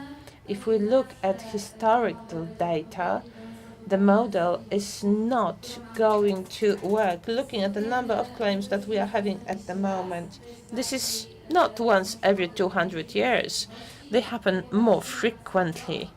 When we look within 1 year, the value of the claim may be more than once every 200 years. So this is also important when you talk about Solvency II. Cooperation. We work together in Europe on the European level. We have our representatives in working groups. We also work with EIOPA, and we try to get the guidelines to really work. We work on introducing these guidelines. And this is how we can introduce the guidelines to ORSA. We are talking about good practices, and we would like to also issue communication to appropriate persons. What else should be included in ORSA? So Solvency II will have different requirements, and we know that we should have scenarios up until 2050. So we really need to look at what it's going to mean and what this challenge means for the insurance industry. Long term, it will have certain challenge. So we know that from Q4, financial reporting is going to change. Some of the forms will take into consideration the climate issues. And so we really encourage you to start testing new reporting forms. But I believe that without the dialogue, without the cooperation of different entities, we are not going to achieve the goal of achieving climate change. We also have Klimada in EIOPA. This is a tool that is publicly available where you can monitor natural risk. For Poland, it's connected with hurricanes and floods. We also run workshops regarding insurance setup. This is a tool that can also predict your risk in the perspective of a few years, taking into consideration data of EIOPA and a Swiss institution. So we have representatives in these groups, and it may not be so public, and we are not talking about it all the time, but we have to be active, because without us being active, this preparation is going to be effective. And ORSA is the Center for Development of Economic Education at the Warsaw School of Economics. So we really have to be up to date. And so this invitation to the dialogue is real. As you mentioned, in November, we are going to have a series of conversations regarding dialogue. You are already invited. And maybe something that's going to be really helpful, for example, when it comes to the availability of climate scenarios and the forums. So how can a representative of an insurance company reach out and use this knowledge? Transparency. I think transparency is key. How can you access this knowledge? Cooperation. We cooperate with the Polish Chamber for Insurance, also with the Polish Chamber for Risk, and we meet usually once a month, and we discuss not just ESG-related subjects, but also many other subjects. We prepared stress test forms. Now we are working for the scenarios for Solvency II purposes. And so, in the strategy of KNF,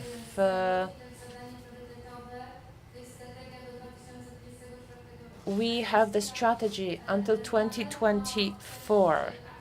So the activity will be important. Knowledge is really invaluable.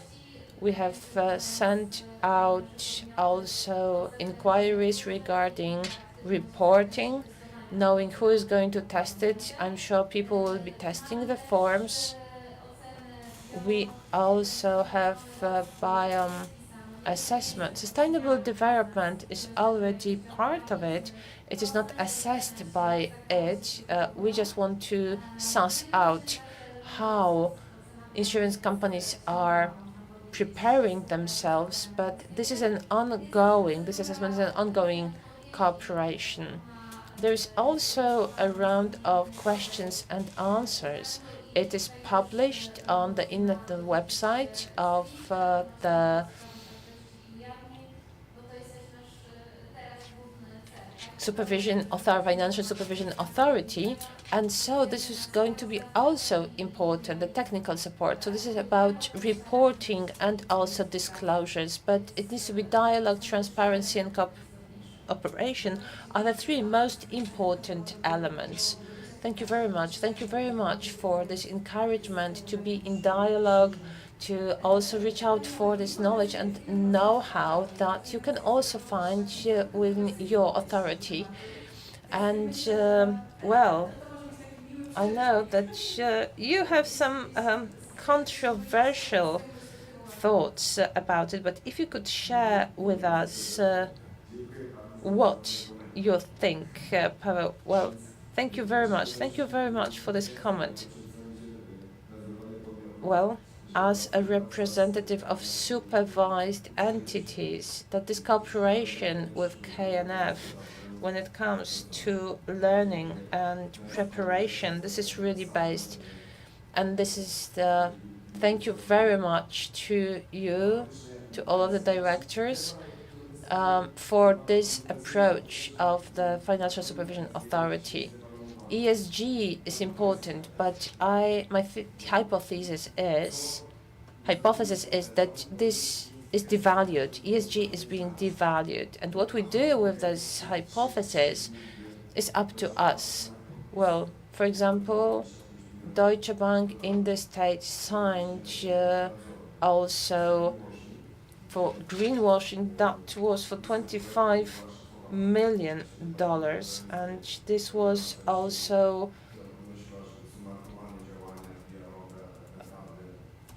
earlier it was said that this is PR, this is not, this is this and that, and this is not about lowering the CO2 or excluding certain entities.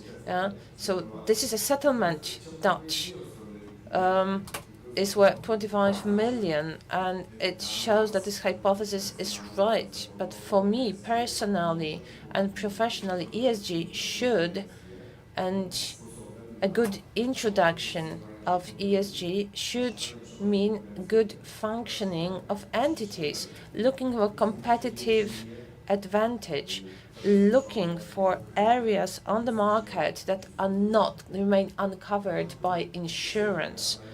For example, you can have really great analysis and flood risk, etc. You can really get a level playing field, but you can also support entities. So,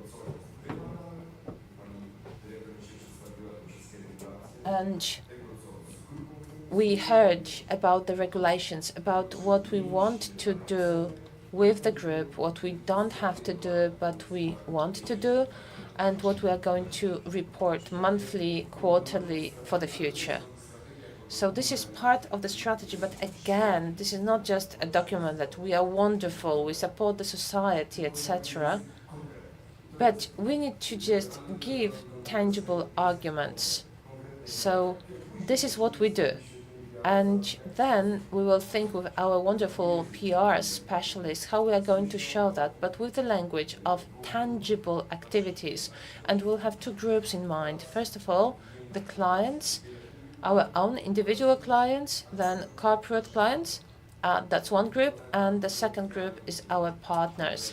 And this is why we have got underwriting and other things.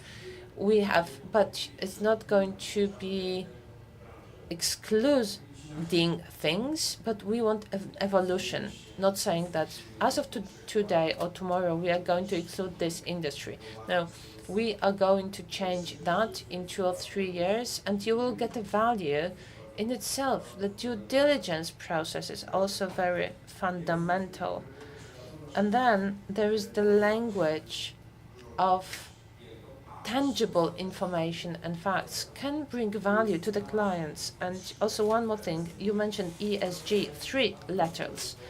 I think that when it comes to E, what is going to help us is that money is really being spent on photovoltaics, on renewable energy sources. And this is a primary thing that the energy coming from those sources is really going to support us. So as insurers or banks, we will not have to think so much that we need to be eco, we have to be green. As social, we talk about CSR, but we have to remember about our employees. So what we do for our clients, stop hate, but we also go internally. We respect, we don't hate. Compliance. This is also a good moment to communicate in a wise manner about different regulations internally. You said you mentioned competitive advantage. What do you really believe could constitute that competitive advantage? Anti-money laundering, for example, AML, I have been responsible for that, and looking at sanctions and it was Yeti. It didn't exist. And for example, we heard that there are 9 billion penalty we only talked about penalties, and now we have got more sanctions. We've got the Polish act regarding sanctions. When we think about excluding, whom to exclude, so ESG could be an element to build our portfolios in such a way so that, in other words, talk to entities that, yes, we can insure you, but beware, you are in a very sensitive industry. If within 1, 2, 3 years you don't show us a change, this underwriting will be unacceptable next year. Let's not create sanction lists for ESG. That's not what I'm talking about. But let's make sure that we don't have two parallel worlds, and then Financial Supervision Authority or another committee will think about how to penalize, how to punish. Let's talk about which tools we give. This is what we give, and we know that SFDR actually is not new to us because it just replaces what we are used to, but it's something completely new for our clients. And our clients, large broker companies as well, they are happy to get information regarding reporting, governance, and also carbon footprint. So you are now touching upon a very important role, the client, that the client is the most important aspect. And you can, you've got transition planning, you can support your client, you can support this transformation with our energy mix. This transformation has to take place very quickly.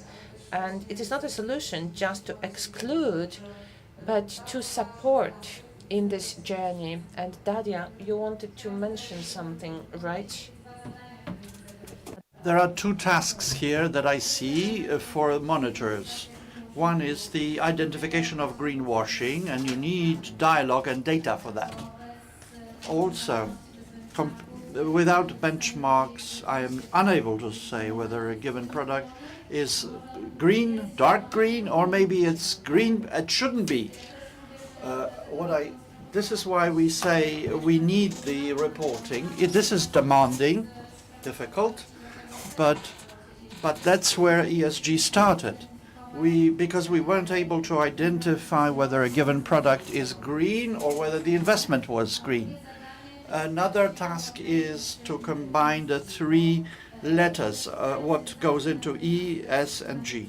We always focus on the environmental, whereas the three letters suggest that the sustainable development needs to be present in all and every area of insurers' activity, on the quantitative and management systems.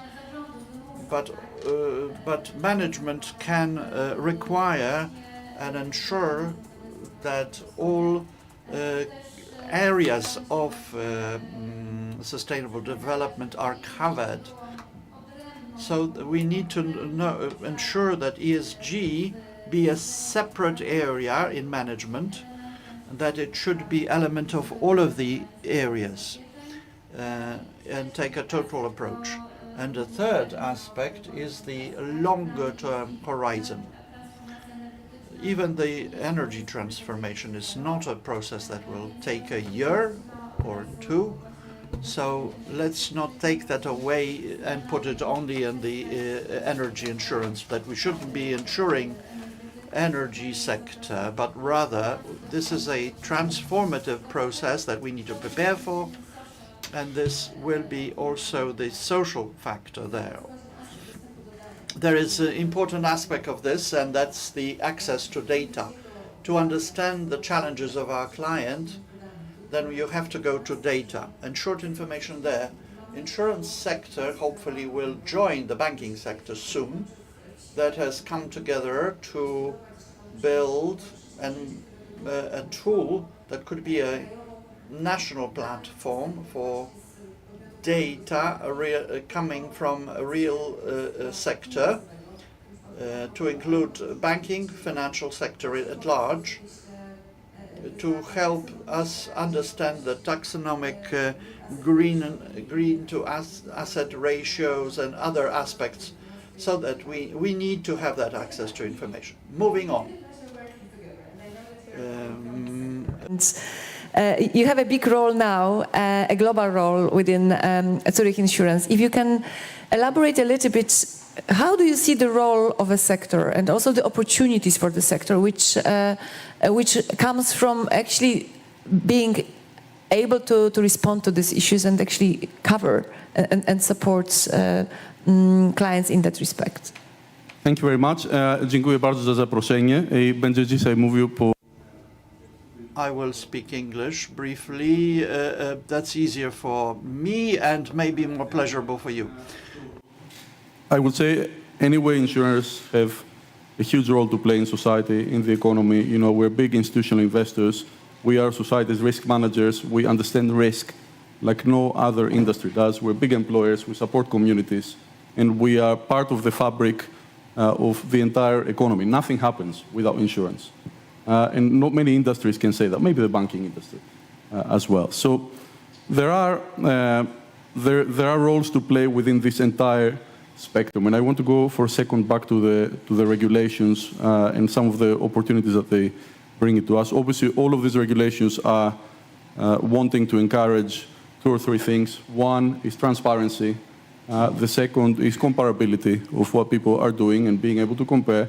And the third one is also they try to motivate funds to move investments towards two main directions, more or less. One is what are we going to do for mitigation of climate, mostly, right? So in terms of what new solutions we're going to come up with as an economy, as a society, that will lead to that net zero or whatever anyone wants to call it, right? A better future for the planet and our life on this planet. So mitigation, new solutions, whether it's in the energy or the way we live, the way we produce food, the way we transport goods, the way we manufacture stuff. The second direction is also adaptation.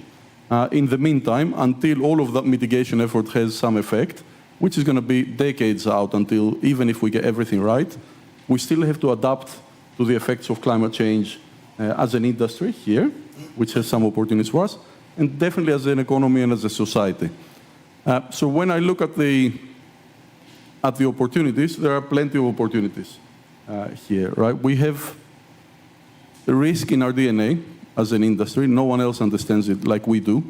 And that means that we're able also to look beyond the here and now, and this is what we must do as an industry. Looking at the current losses in the property book and saying that it's worse than it was 5 years ago when, to Daria's point, the models will not work because they're based on data that is old. We actually have to shift our mentality and think of what can we do to support all those new solutions. So there are opportunities on the product side, definitely. So we can come up with new ways to support the economy. We can invest in our skills in renewable energy. We have an issue there because we like to have data from decades old in order to launch new products. And that is a challenge for the industry, but it's also a huge opportunity with products. And we have to find new ways, and there are new ways. There are ways in terms of working with insurtech companies, working with Klimada or others in the industry that can come up with data that can help us look into the future and underwrite, and also piloting and getting that data, whether it's electrification of motor fleets and different claims profiles that these have to conventional. So product, there's plenty examples there. There would be, even on the investment and life products, there will be examples in how you build back better, if you like, on property. We have products that incentivize customers to build with better materials when there is a property damage, and such like. The second opportunity is also to use, as societies or economies risk manager, the knowledge that we have that no one else does, to help our customers in the adaptation process, to help our customers understand and protect themselves from risk, right? And that is not only about the here and now, it's also about the future. So for example, can we use risk engineering services to help our clients protect themselves against the severe weather events that will come more often, more intensely than we've seen before. Plenty of examples of that, including my home country of Greece the last month. That saw both the biggest wildfires and the biggest floods in its history within the space of 3 weeks. So can we help In our Greece? customers? Yes, in Greece. The wildfire, biggest in Europe, I will say, not a good record to hold. So helping customers protect themselves. The second is even on the corporate side, help customers understand how the risk will evolve in the future, right? And that's not only for regulatory disclosures, that's also for their own long-term risk management. And that is an issue that exists because if you look at risk 30 years down the line, that transcends many times the average tenure of a management board. So it's difficult to prioritize it now, but it is essential, especially in industries that you need the investments now to protect those investments in the future. When it comes to where are you going to place your sites, your factories, how are you going to structure your supply chain. So we have an opportunity there both to be an insurer of the transition and an enabler of the adaptation in the here and now and in the decades to come. Dziękuję Dimi bardzo. To ta część inspiracji. Ci z Państwa, którym się wydawało, że to tylko regulacje, a This is the inspirational part. It's not only about regulations, but how do we become the innovator in approaching these challenges? I believe this is a perfect presentation. Thank you for that. Looking at innovation, I would look at it in terms of products.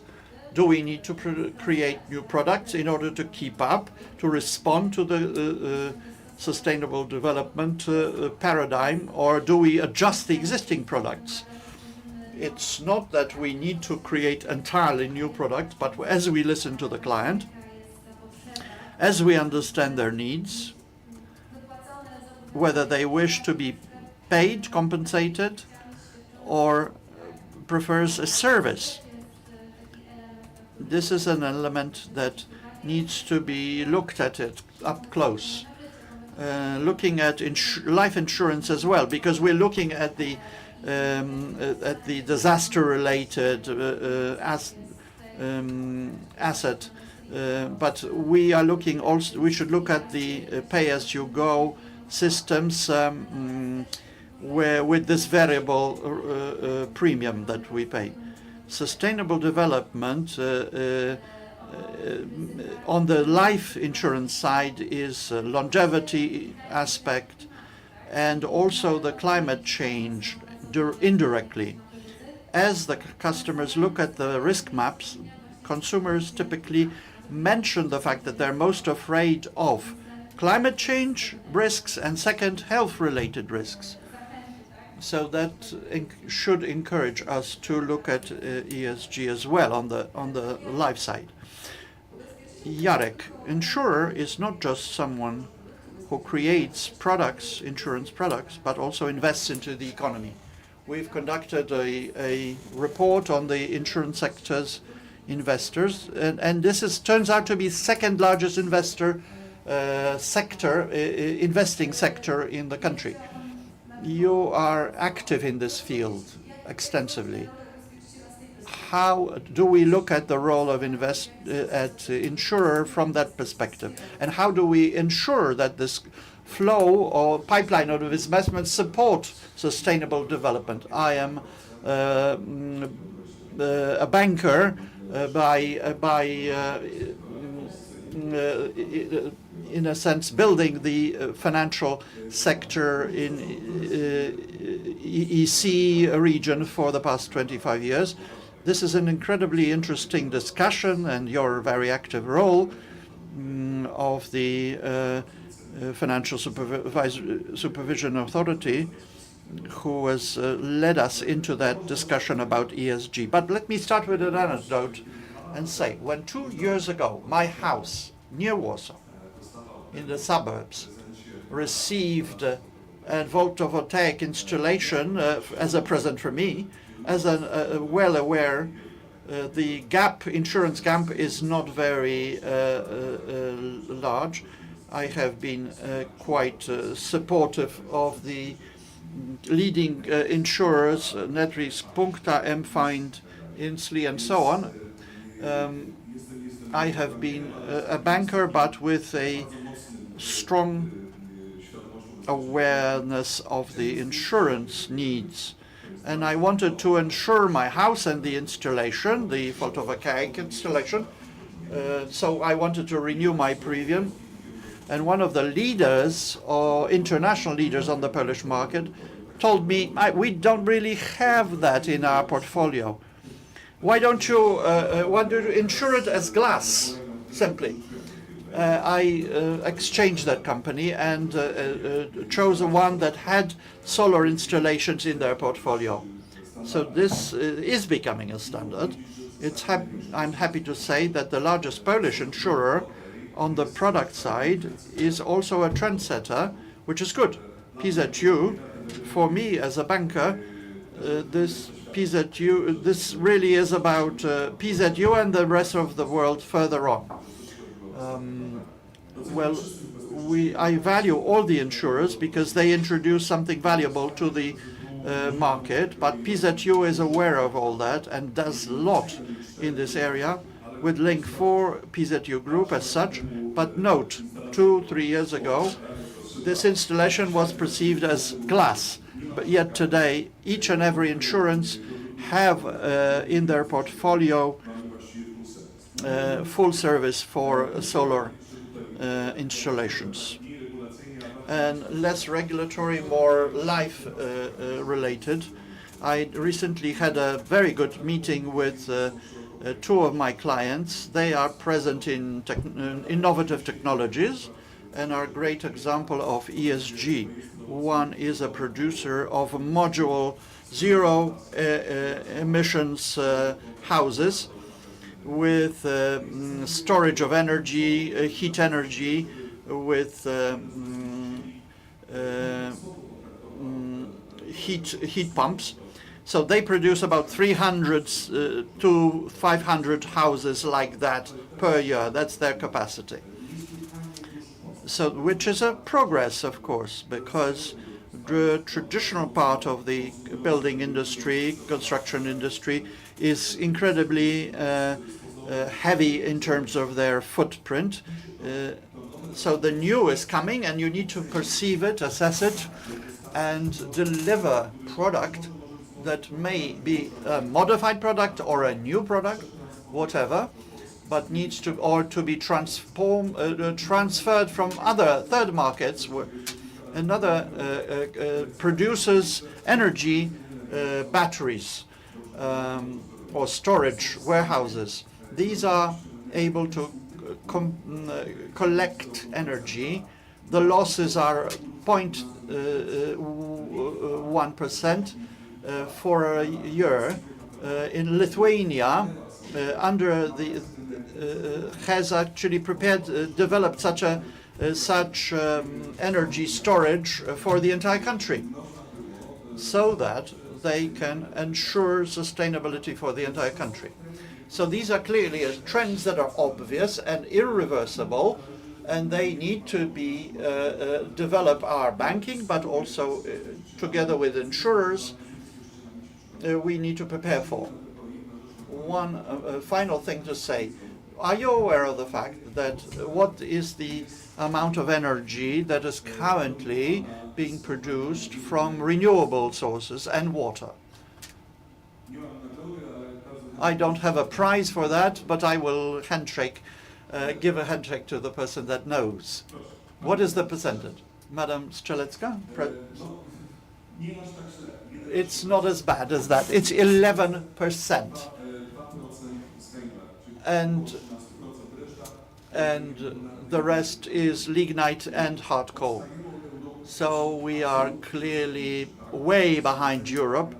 This is decades of let's say, loss of time. After Albania and Romania, we have the largest morbidity of lung cancer. But in a moment, most of Polish banks, which are Polish banks with their head offices outside of Poland, will not insure this part of the industry. Paribas or others will not grant loans to coal mines or major generators of CO2, such as Polish heating, there is PKO, PKOSA, PKO BP, if they continue to be state public banks. Well, by the way, today the stock exchange closed at -2. To summarize, understanding and this needs to be very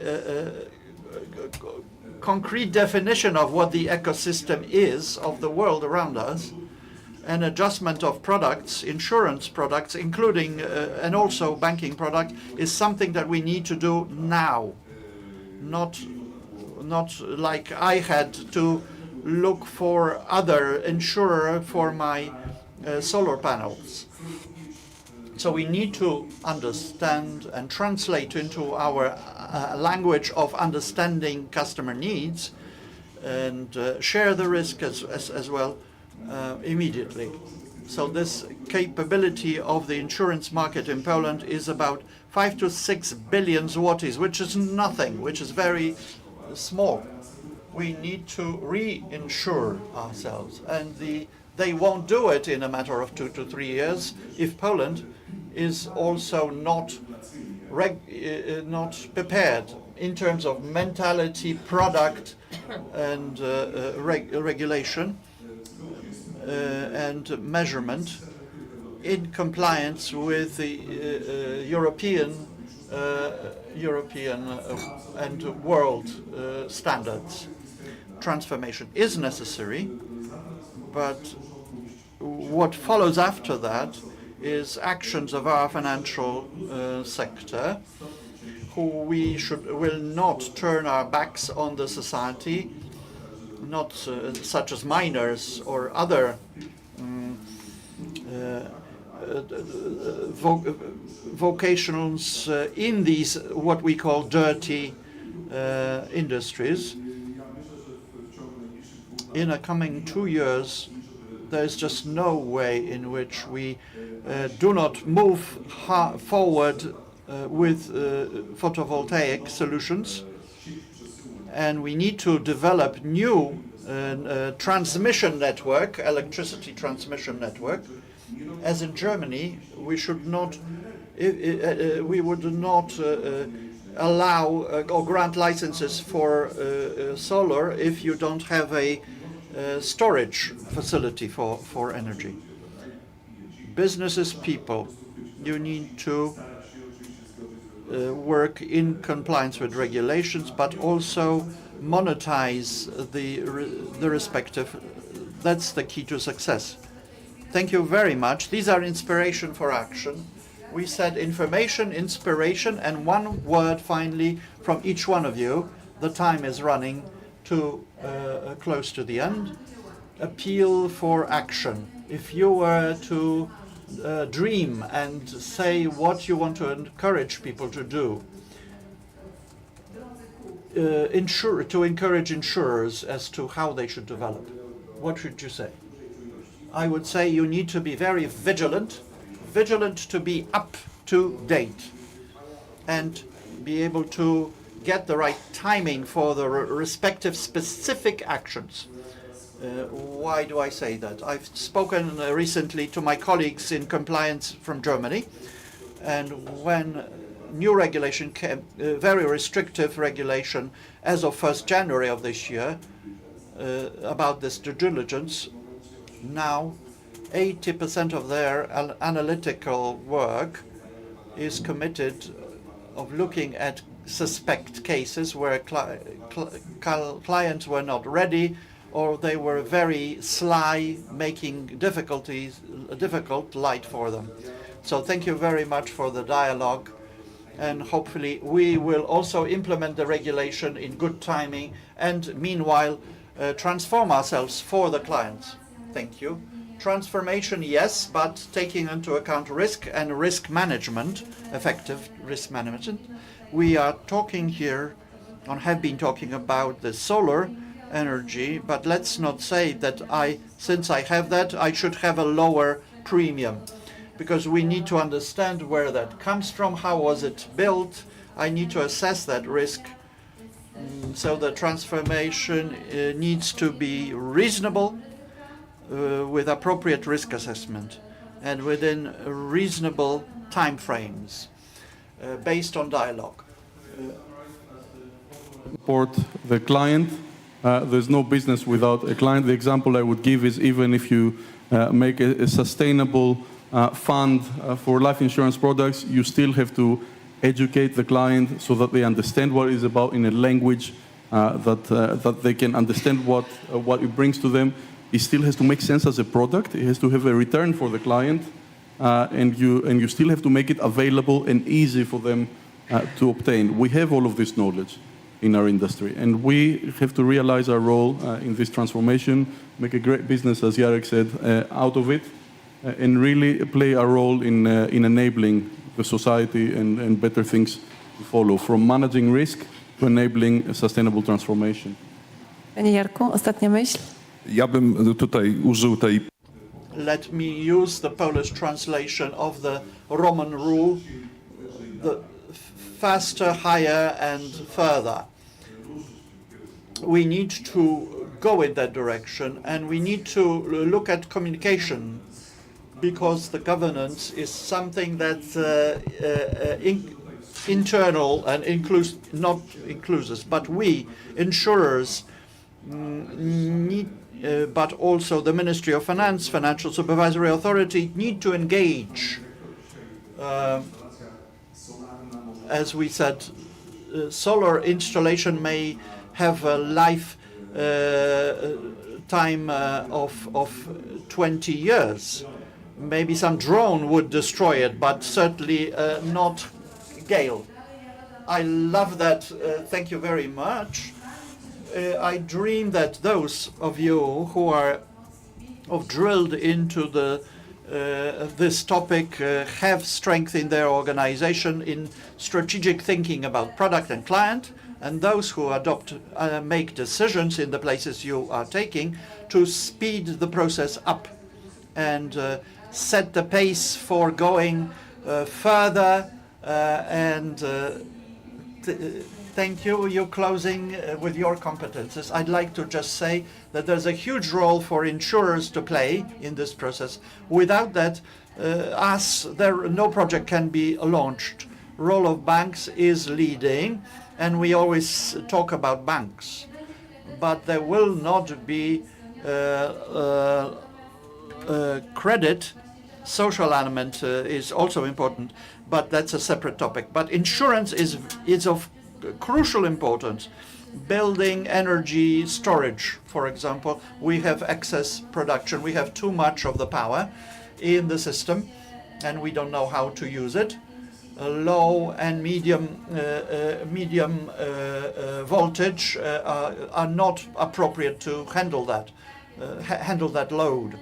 So these storage or wind farms have to be insured. Without that, we cannot go forward. So that's a message to promote insurance and transformation. Without the insurance cannot be effective, will not take place. Indeed, we encourage you to work further, and thank you to the speakers for your contributions.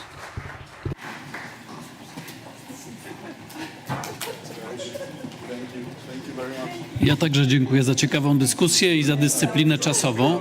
Thank you very much for this discussion and for sticking to the time regime. Ladies and gentlemen, we only have a few minutes for moving around, but we are actually also held hostage by other panels.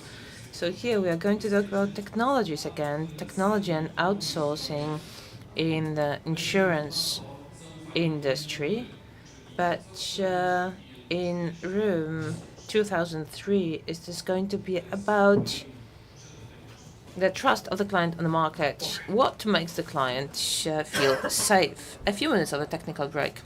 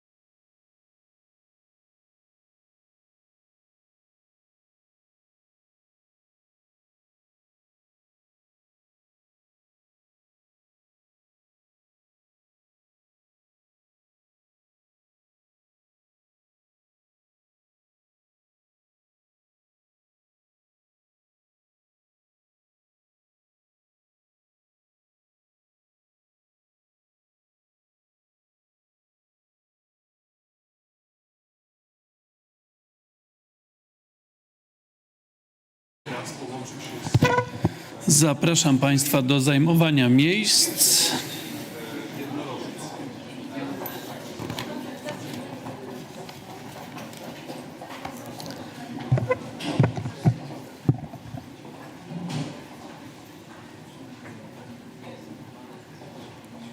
Kolejna debata, jaką będziemy mieć w tej chwili, będzie dotyczyć technologii i Ladies and gentlemen, so we are moving on to the next panel, and that is going to be the panel regarding technology and outsourcing in the insurance sector.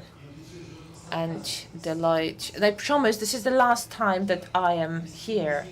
I promise. It is with great pleasure that I will moderate it. My name is Marcin Warszewski, and this will be more about outsourcing than technology. And I would like the panelist, that is Łukasz Buczko, who will give us a brief introduction regarding this debate, and Roman Czarnowski, President of Punkta Brokers, Tomasz Kotecki, Managing Director of the Transformation and Strategy Department in Unica, President Dominika Kozakiewicz, CEO Aon Polska, President Kazimierz Majdański, Ergo Hestia, board member,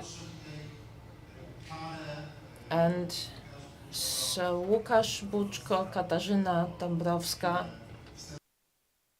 give us a few words of introduction regarding where we are when it comes to outsourcing. Łukasz and Katarzyna, where are we regarding regulations when it comes to outsourcing? Once again, good afternoon. Łukasz Buczka, and I'm the consulting lead at Google Cloud Poland. It is with great pleasure that I can share with you this introduction regarding technology and outsourcing in the insurance sector. There are many important regulations at the moment, but regarding outsourcing and technology, well, the insurance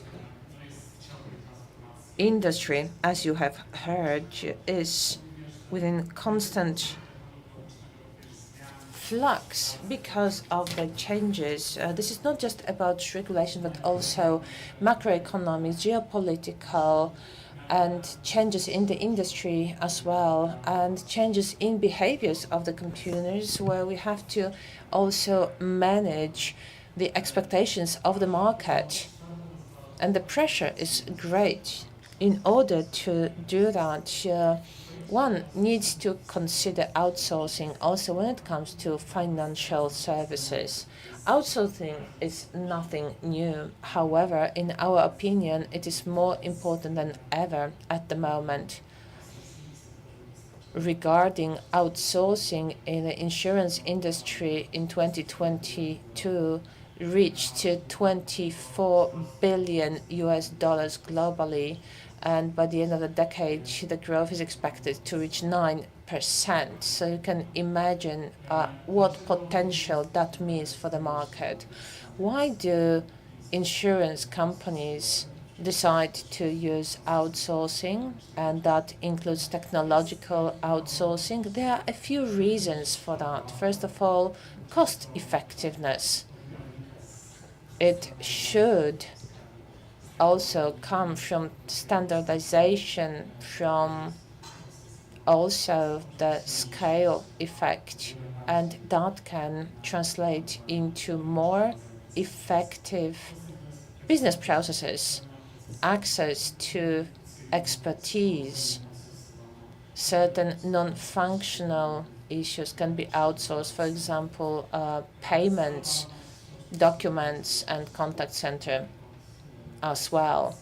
Scalability, depending on the economic situation, it can really go up. Sometimes it is necessary. We know that the insurance sector is a pretty stable market. However, it is worth also considering that choice, a decision in that direction. When we carry out surveys with our clients, we see that concentration on the core business is important. That means insurance. We can see that many institutions decide to see that when they do that, they really concentrate on insurance policies. And then there are other processes that are not from the insurance industry. They can be outsourced. And you can also look at resources and invest in resources that are necessary for the insurance industry. Trends in technology.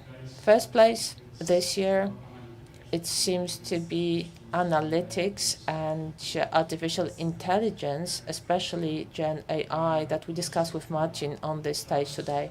Then, of course, the cloud that is connected with analytics, large-scale analytics, in order to gain the benefits from data processing, data that you have in great numbers. Practically speaking, you can only do it on cloud-based solutions. From a point of view of regulations and also models of operations, they are an outsourcing service. That's how it should be treated in Poland as well. Client-centric solutions. Customer data platform. Many companies introduce such platforms this year. Such platforms allow you to really build an image 360 degrees of the client in order to present a personalized offer to that client. Again, most of such services are cloud-based, and much of that is outsourced. And last but not least, cybersecurity, war in Ukraine, COVID-19. We noticed that there was a six-fold increase in cyber attacks. This is why companies more and more often decide to outsource cybersecurity to SOC, for example, and command center as well. Now I have summarized all of that, and I will give the floor to Kasia very soon. Outsourcing can bring you a lot of benefits. Of course, there are certain risks that you can manage as well. I would like to encourage you to cooperate with companies that offer such services. Of course, I would also like to encourage you to adapt and adopt the changes that are brought about by artificial intelligence. I hope that soon we will see the first implementations. Kasia, the floor is yours. Thank you very much for your attention. Good afternoon, ladies and gentlemen. Thank you, Łukasz. So just to finish off this word of introduction to today's debate, I would like to tell you a few words regarding outsourcing and the entire regulatory environment. Why? Because legislation and the expectations shape the contracts for outsourcing and the character of outsourcing. So there can be certain limitations what we can outsource, but also there will be additional duties for entities that decide to enter into outsourcing. As Łukasz mentioned, outsourcing is nothing new in the insurance industry. Of course, we had all of the registers, and then there were different delegated regulations of the Commission. But what is the most interesting at the moment is the fact that there are additional duties regarding entities in the financial sector, including the insurance industry, regarding operational digital resilience, which is called DORA, Digital operational resilience. It's called DORA. So we think not just about the regulation, but there are also accompanying acts, over 10 of them, and they are now being consulted on the market. It is also done by EIOPA. And the main reason is to increase resilience of the financial sector, also resilience to risk connected with cybersecurity. And looking at the theme of the debate today, the key issue is the outsourcing of technological services. And in that respect, DORA introduces a few aspects. So you have to verify your contract clauses. There will be additional clauses also for services with providers of software for systems and technologies. There are also additional elements of reporting for supervision authorities. So there are also certain aspects that are still being consulted. That's being taken into consideration. And then DORA will have to be introduced, and it's going to be entering into force in January 2025. And it seems that it's going to be quite a challenge to adapt to all of that. That would be my also main question and issue to discuss for the speakers of our panel. Thank you very much. We are going to go back to that regulation at the end of our debate, but I would like to now ask about the status quo. Where are we now? Why is there so little outsourcing within the insurance companies? So, Kazik, well, I would disagree that insurance companies outsource very little. I will give you a few examples, but maybe I will start what is the barrier.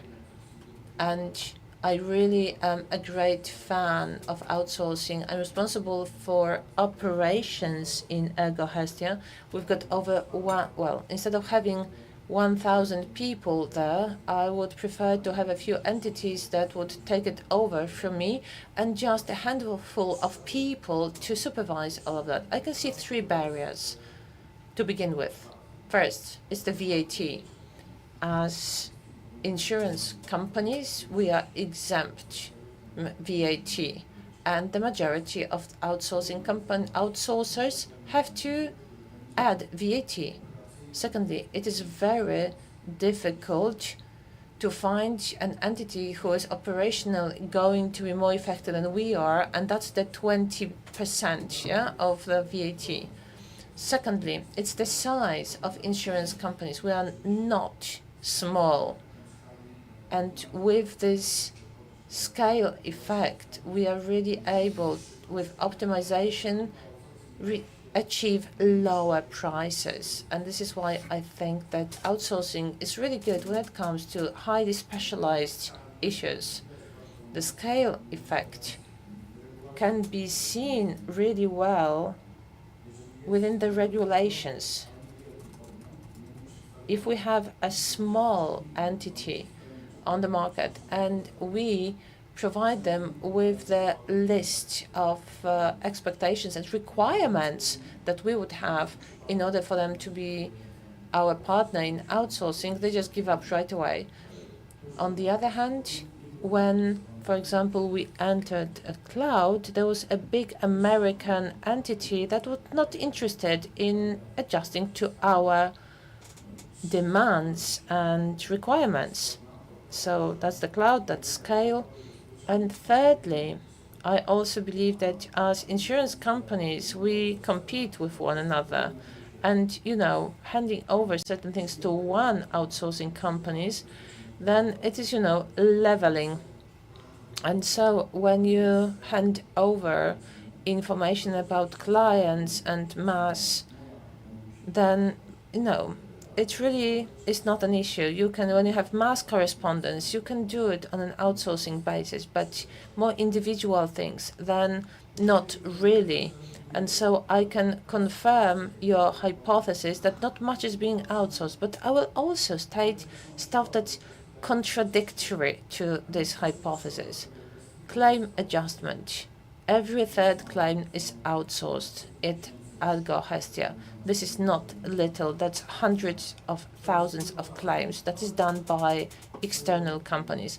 It is difficult to start, but then we can see a benefit in it. So it is usually low value claims, but also repetitive when it comes to the scale, then we can outsource it. So for example, claim registering, you showed that we have outsourced that, and you said that up to 47% that it is not over the phone. We are even more advanced. There were fewer and fewer phone calls, and so does it make sense to have a contact center for claim registration? No, we have outsourced that. Okay, system maintenance, outsource. Entering the cloud, fixed asset management, that's not easy, but that's done outsourced, yeah?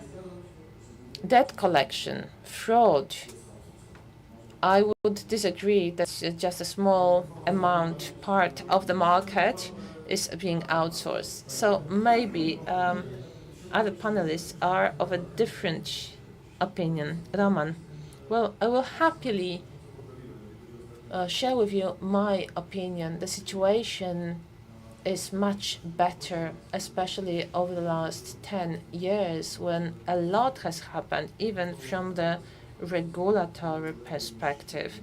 We can see that it's much better with this outsourcing, and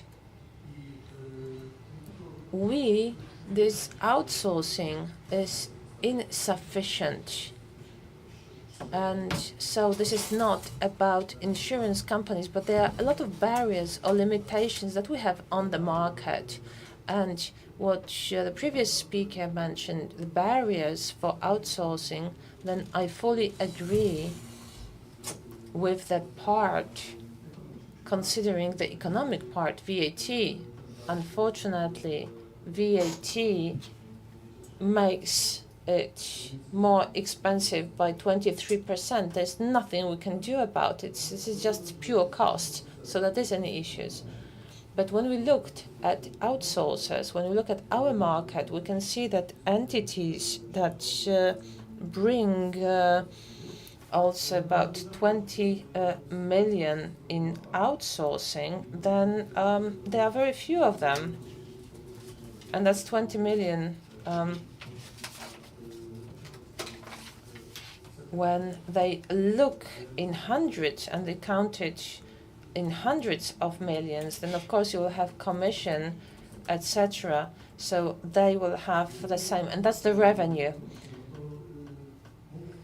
And then that's different when you look at VAT. So when you look with entities and work with entities that work on improving the offer and economic effectiveness, then they need to reach a certain scale to really see that all of that makes sense. So this is like a vicious circle. If we don't have the scale, then we will not be able to also have this proper optimization, also when it comes to taxation. And it's also interesting, over the last years, outsourcing has not been very lucky, and that's putting it mildly, when it comes to legislation.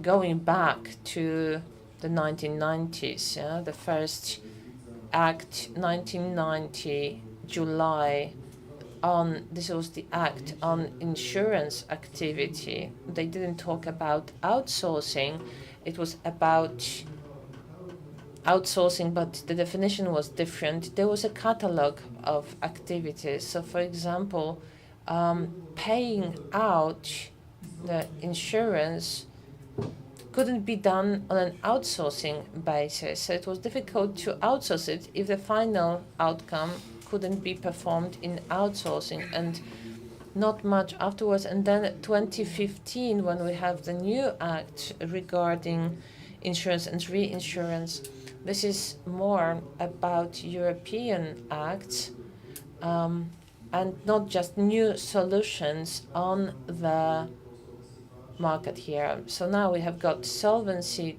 II, we also have the delegated regulation from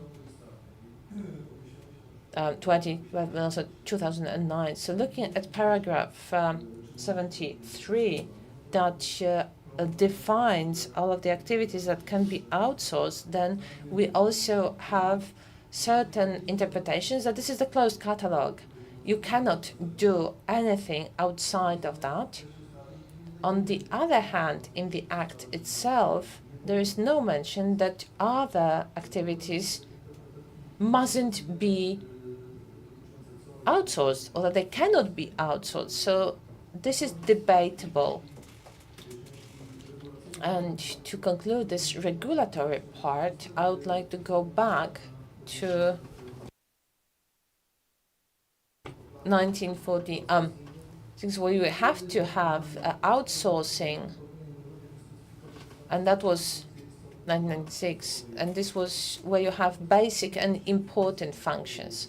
Of course, we don't have those basic and important functions, but it is easy to imagine that those basic and important functions may differ. So this is an issue with interpretation. Also, regarding European regulations, we can say that it's difficult to find such limitations, so that you can see that there's a certain dichotomy between the regulations on the European level and the national level. So this impacts the development of the sector. Another final factor is the historical factor. Discussion about outsourcing is discussion about the structure of the market. I remind you the regulation of 2019, but their regulator didn't want to describe the market. The market was relatively simple. We had full-fledged insurers. They had all the competences in-house within our own structures. So it was difficult to look forward into the future and say that this is going to evolve and change, that new things will appear on the market. So that might duplicate the model. Another issue, the accessibility of experts was limited, so the cost of labor was a key factor.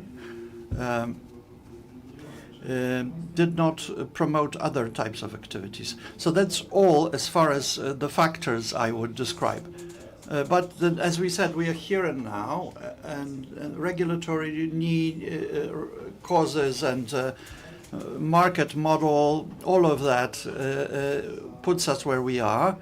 But if you look forward, and since you are responsible, Tomek, for strategy, so you are a forward-looking person, from your perspective of UNICA, how do you think about outsourcing? How do you think about what should remain within the insurer and what can be outsourced? Let's get away from the limitations imposed by regulators and so on. Let me try. I agree with the regulatory or economic factors. This needs to be economically justified, any outsourcing. But let me add a more pathetic note. This is the customer-related aspect. Most of you believe that insurance is a noble sector where we sell a promise that if something negative happens to our customer, we will step in and help. It seems so there is a consistency of thinking. This is consistent with the thinking that the customer, when buying, doesn't want this to happen, this negative thing to happen. Neither do we. And of course, our assessment or analytics of the claims is we understand what can happen, and we can be the ones educating in prevention and so on, and add the value added for our customer that way. From that perspective, then, as insurers, we have almost a moral responsibility to maintain these competences in-house and to invest into ensuring that the market be educated and strengthened in that way. On the other hand, what would you give away? So education you want to keep, that's what you're saying. Do you see any elements that you would outsource easily because they're not core of your business? There are such things, obviously, and there are areas that have been outsourced already. These are the fields of technical work, run-of-the-mill types works, which will, and there is justification, economic justification to outsource it. Whereas I also believe, and technological changes will help us touch on that, there are new technologies different than the older technologies. In the past, we had major investment into the central system. This was to take 3 years and cost hundreds, if thousands, let's say tens of thousands, tens of millions, if not hundreds of millions of zloty.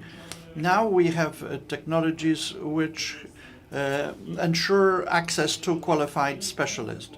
Many areas of these new technologies, the outsourcing support of external partners is incredibly important to implement rapidly the new solutions. For a moment, we had a QR code. You can use that to generate your questions, and we can include that in the discussion. Please flash that code again for us. Now, from this perspective of a broker, because you're a major outsourcing provider, what would you like to see for them to give to you, outsource to you? Thank you for that question. I agree with all those who spoke before me, and it seems that this is indeed a noble sector of economy. Everyone wants to make sure that we pay when something bad happens. That should stay with the insurer. And calculation of risk that's based on underwriting, which is the heart of the insurance business, because based on that we can offer this commitment to deliver. In other words, insurers will have heads full of energy to calculate the risk and discuss more complex risks and calculate solutions for the more run-of-the-mill. Whereas, so that's the heartbeat, and insurers often get offended when you tell them we would take away the premium calculation engines from you. They don't. They need to retain that. Don't be surprised if they say no. I also see the role of insurers in product development together with the financial intermediaries. These products are quite complex now. In the previous discussions, we heard that they want a simple product here and now for reasonable price so that they get paid when the time comes. So creation of products not in abstracto of the market. Some are archaic. For example, protections that are no longer in existence, or provisions that are no longer understandable. Education of market I would also keep together with the financial intermediaries. Insurers may also not be as guarding about their databases, because if you do underwriting based on your data exclusively is a bit abstract and inward looking. So working on external databases, if today we through geolocation look at the house surrounding area, whether their car is parked properly, and assess the risk, why should we not use that? So I would make sure that insurers should be competence centers for underwriting and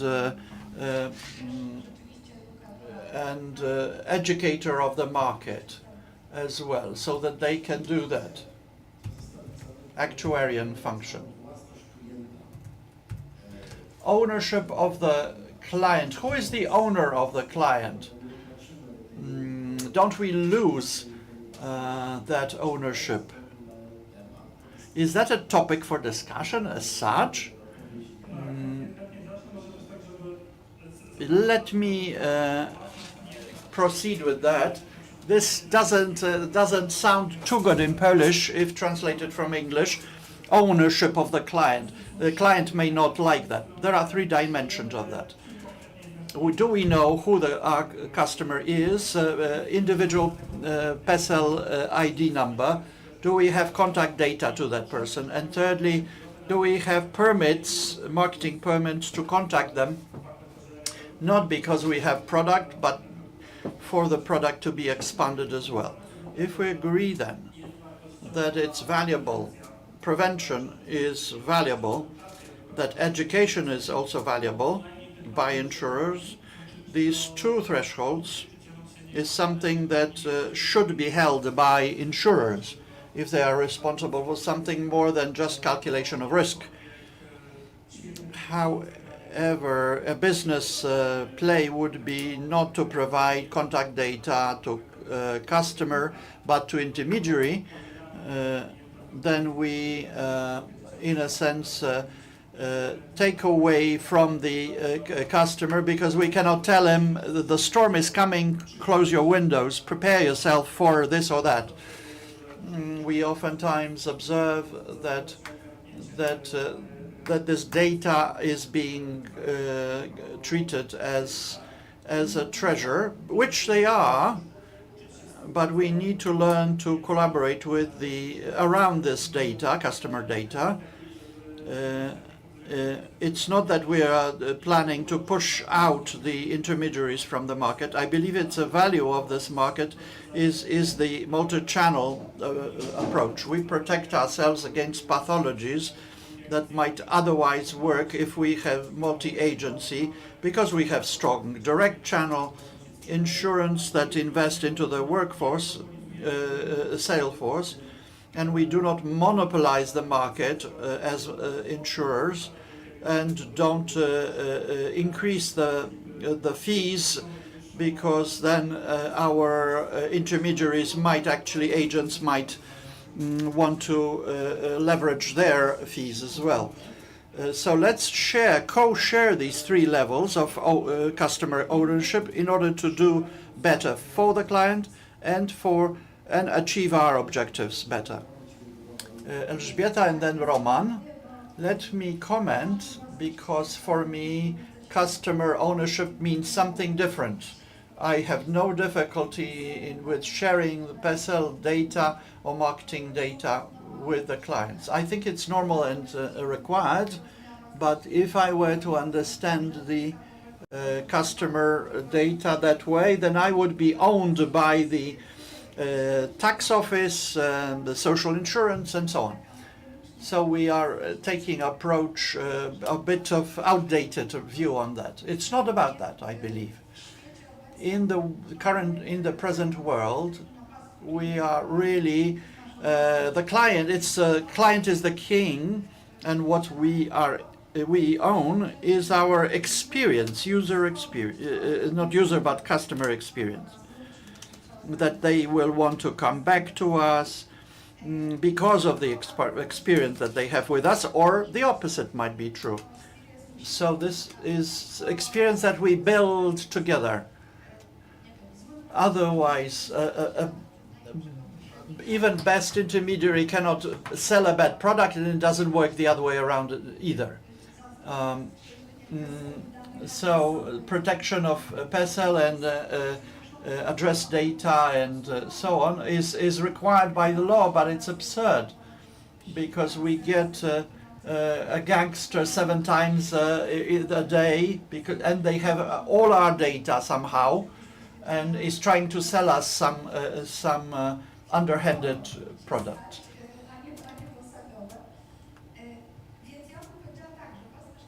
So the customer ownership, as I understand, is that something that allows us to fight for their positive user experience or customer experience.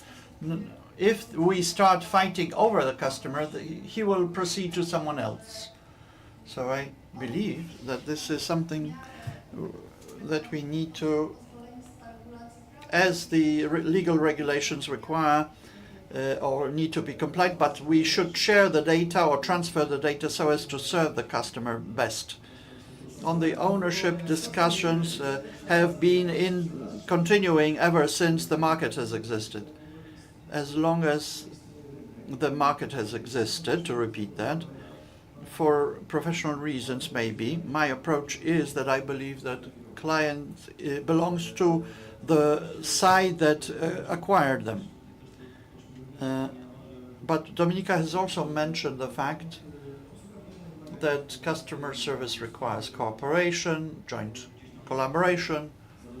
At the end of the day, we want the client to stay with us for as long as possible, and you cannot solve that in positive way, find the positive outcome, if we have to agree who is who.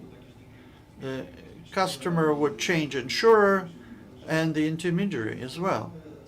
So this required symbiotic relationship, cooperation, and actions that look forward into the future so that we have opportunity to work together for years and years on. One more comment. Imagine regular third-party insurance transport who is under aggregator. When customer is asked, who did you insure with, he will just say Mr. Janek rather than the name of the brand of the insurer or the agent. Mr. Janek is the owner. Okay, let us change for a moment. Now shift the discussion toward technologies. And Łukasz, would you tell us how these new technologies enable changes in the behavior of insurers? What is so new that suddenly now we are able to outsource some entire processes? Yes, running of some processes is simply impossible without outsourcing, particularly if you want to keep up with competition or catch up with the competition. And the approach, our realities were, starting point was different than Western Europe. And outsourcing and use of outsourcing in the financial market of these types of services were what they were. And we've mentioned some reasons. If we have a skyscraper around Warsaw, we have thousands and thousands of people in the buildings around who service customers, but they work for foreign companies, not those companies in Poland.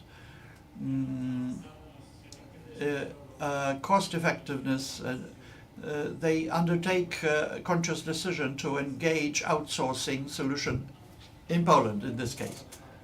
They have to add on the VAT burden to that. Coming back to your question about technologies, not to stay on same subjects continually, I believe that the KNF defines the outsourcing, automation, use of major data processing, and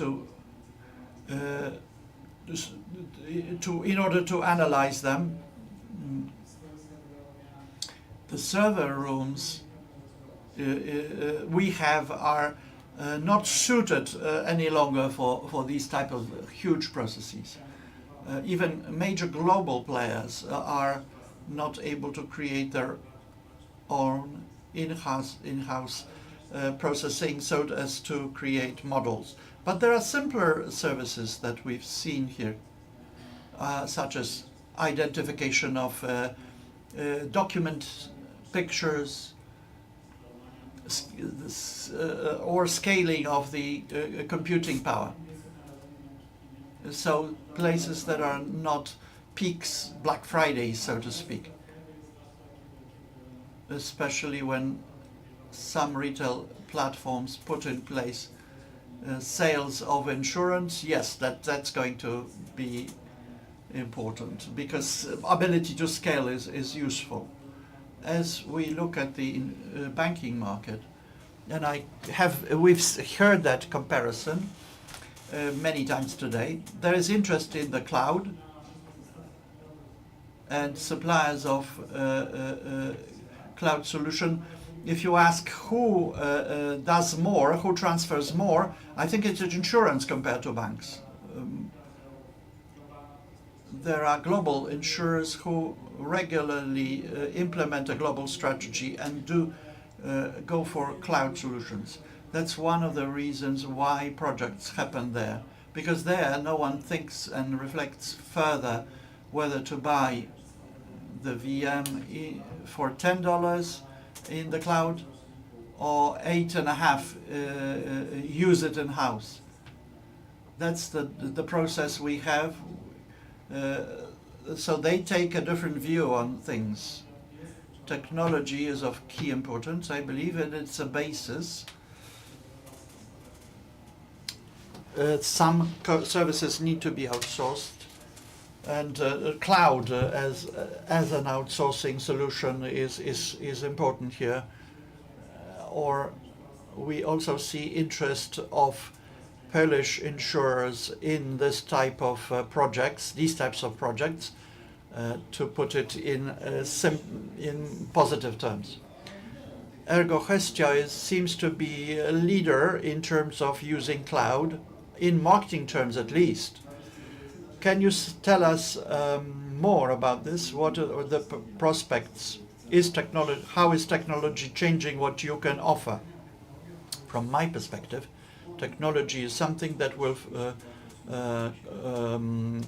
coax the insurers into doing more, because we are competing in very many fronts. If an outsourcer comes in who has advantage, competitive advantage, and I can attach to them very quickly, that will encourage me to move with another activity of passing that to an outsourcer. So that's a great importance. It's not a new situation, a new infrastructure project that we start. We need to think how much more of the mainframe we have to buy. The cloud really provides us with the extra expansion capacity. For an insurer, this is proof of concept test. If we don't think it up in-house and someone comes with an idea and has technical capability to do that, we can consider doing that with someone.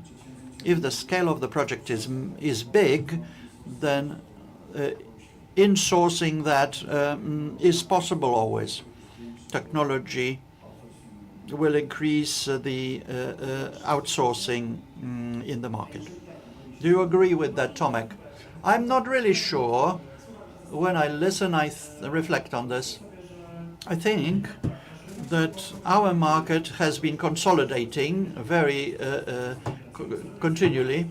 More and more players gain a scale where they can insource things. At the same time, we have come upon a moment where we looking for advantage based on new technologies. Generative AI, for example, automation solutions, invest into our portals.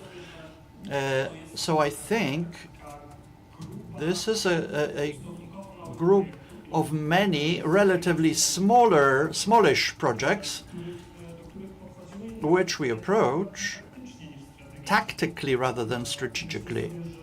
And I think that this is going to take another few years before we can look for major wave of outsourcing going into mass scale.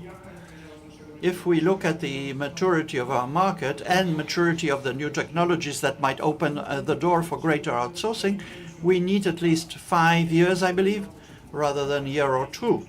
That's my feel for this. My list of questions includes other regulatory questions, but that we've talked about before. So let's park that question for a moment until another conference. But I'd like to ask a question that I didn't discuss with you. A quick round. If you were to think, yes, as to what would be the most interesting thing, important thing that you would like to outsource as insurers and take as outsourcers, as suppliers of such services, what would that be? What is this thing to do worth looking into? One sentence from each. Kazik, let me start with you. It's always the first to be the first one to be at the blackboard at school. So I really am a great fan of AI, ChatGPT, and all the other things. I am of the opinion that if we, as an insurance company, we don't take it over and we don't give this tool to our employees, then they are going to take it by themselves, and it may not be to our advantage. I really dream of a big player on the market who's going to harness this technology. And are you taking notes, Łukasz? Are you taking notes? Are you taking notes? And then everyone is going to follow. Łukasz, are you taking notes? Yes. Well, from the broker's point of view, Dominika, well, as a broker, I would hand over. It's my big dream. I would like to hand over all of the issues with analytics, benchmarking, summarizing, and something that we really spend a lot of time on. And this is for data processing for our clients and owners as well. So if we could get support in that respect, and also that it wouldn't be something that's ad hoc, something that would make sense, that would really free a lot of time, because then we wouldn't have to look for information and spend a lot of time on that. And I agree that, harnessing ChatGPT, we know that it's forbidden, but life is life. You can forbid, like for children, do not eat ice cream, yeah? You may try. Tomek, on the large-scale admin stuff, where we have a lot of people, we have high rotation actually when it comes to workforce. So if it wasn't so boring, you would have more people. So with building models, developing models, I would like to keep that within the company, but proof of concept, building the first model, cooperating with someone who's already had experience with that, who is a specialist in the field. And I cannot imagine that Unica is better than the whole world and could do something from scratch better than anyone else. Then, of course, we would like to use whatever has been developed here up until now. I wouldn't treat it as great outsourcing, but more building the center of competence within, in-house. From the perspective of being an outsourcer, in fact, I would like to get rid of simple activities that eat up a lot of time, require a lot of resources, and the results are not great or not too good. And Dominika mentioned analytics. I think it's a great direction because data analysis, processing, and interpretation at the appropriate time is very important. So simple, repetitive activities are the elements that we would like to take into consideration and being able to outsource them. Łukasz, then you would say, me, choose me, that's me.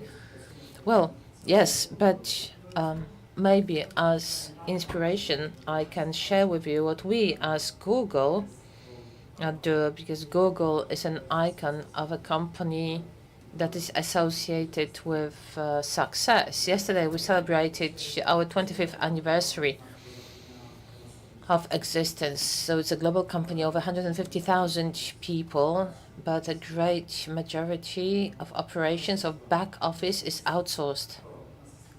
We just have core, we have the heart, we have the engineering, what Google is, and all the other stuff, these are external providers, huge companies where we as Googles very often are a client. But it also shows that it seems to be a direction concentrating on core. That can be your path to success. Thank you so much. Thank you for accepting our invitation. Thank you very much for this interesting discussion. I wish you every success in your business. Thank you so much.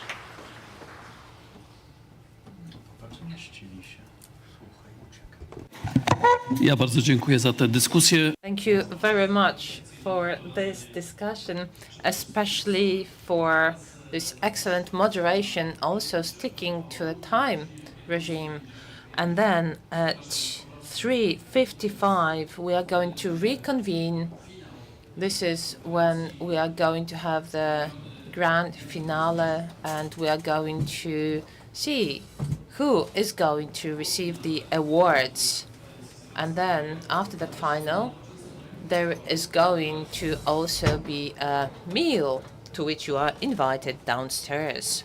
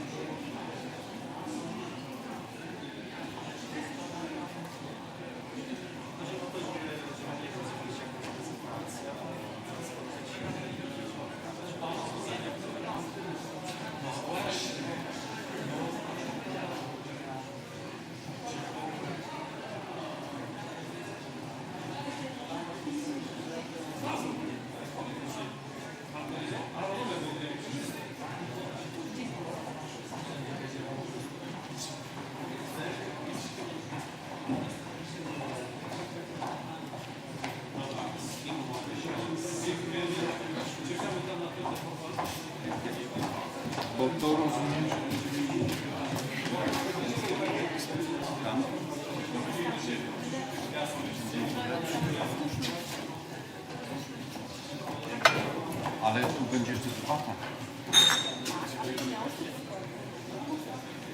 No a Gdzie są Pani postawić?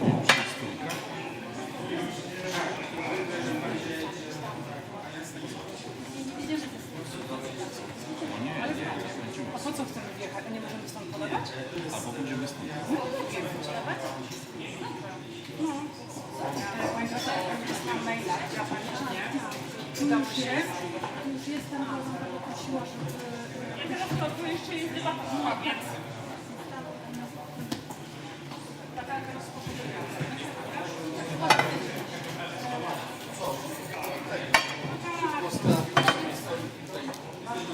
Może starszy na stole.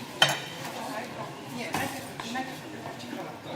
bo my sobie potem zdążymy, a nie będziemy z rana powiedzieć w ostatnim momencie. One są kategoriami, które układane są, wiesz, na tym, żebyś nie... Zobacz, o, myśmy radzi. Tak, tak.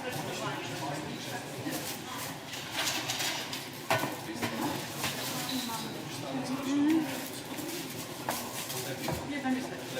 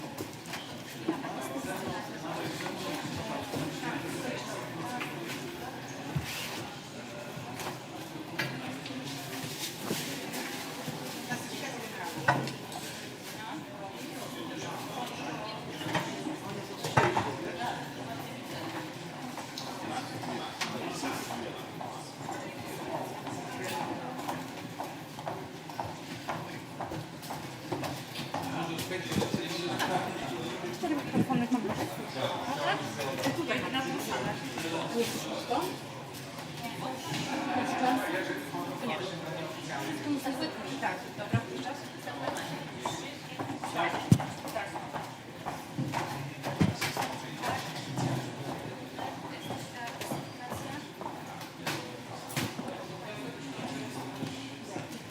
Teraz jest pół godziny debaty. Tak? Nie masz tego tam napisanego?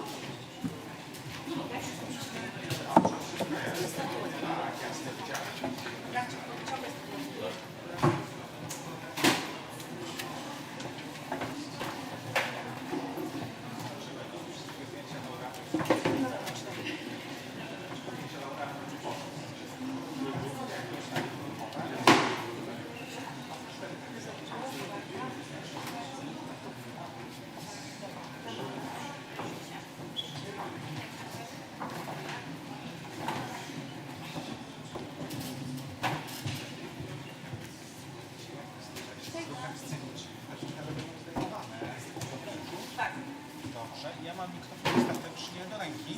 A ty wie o tym, że zdejmują szybę? Tak, wiedzą organizatorzy. No. Dobra.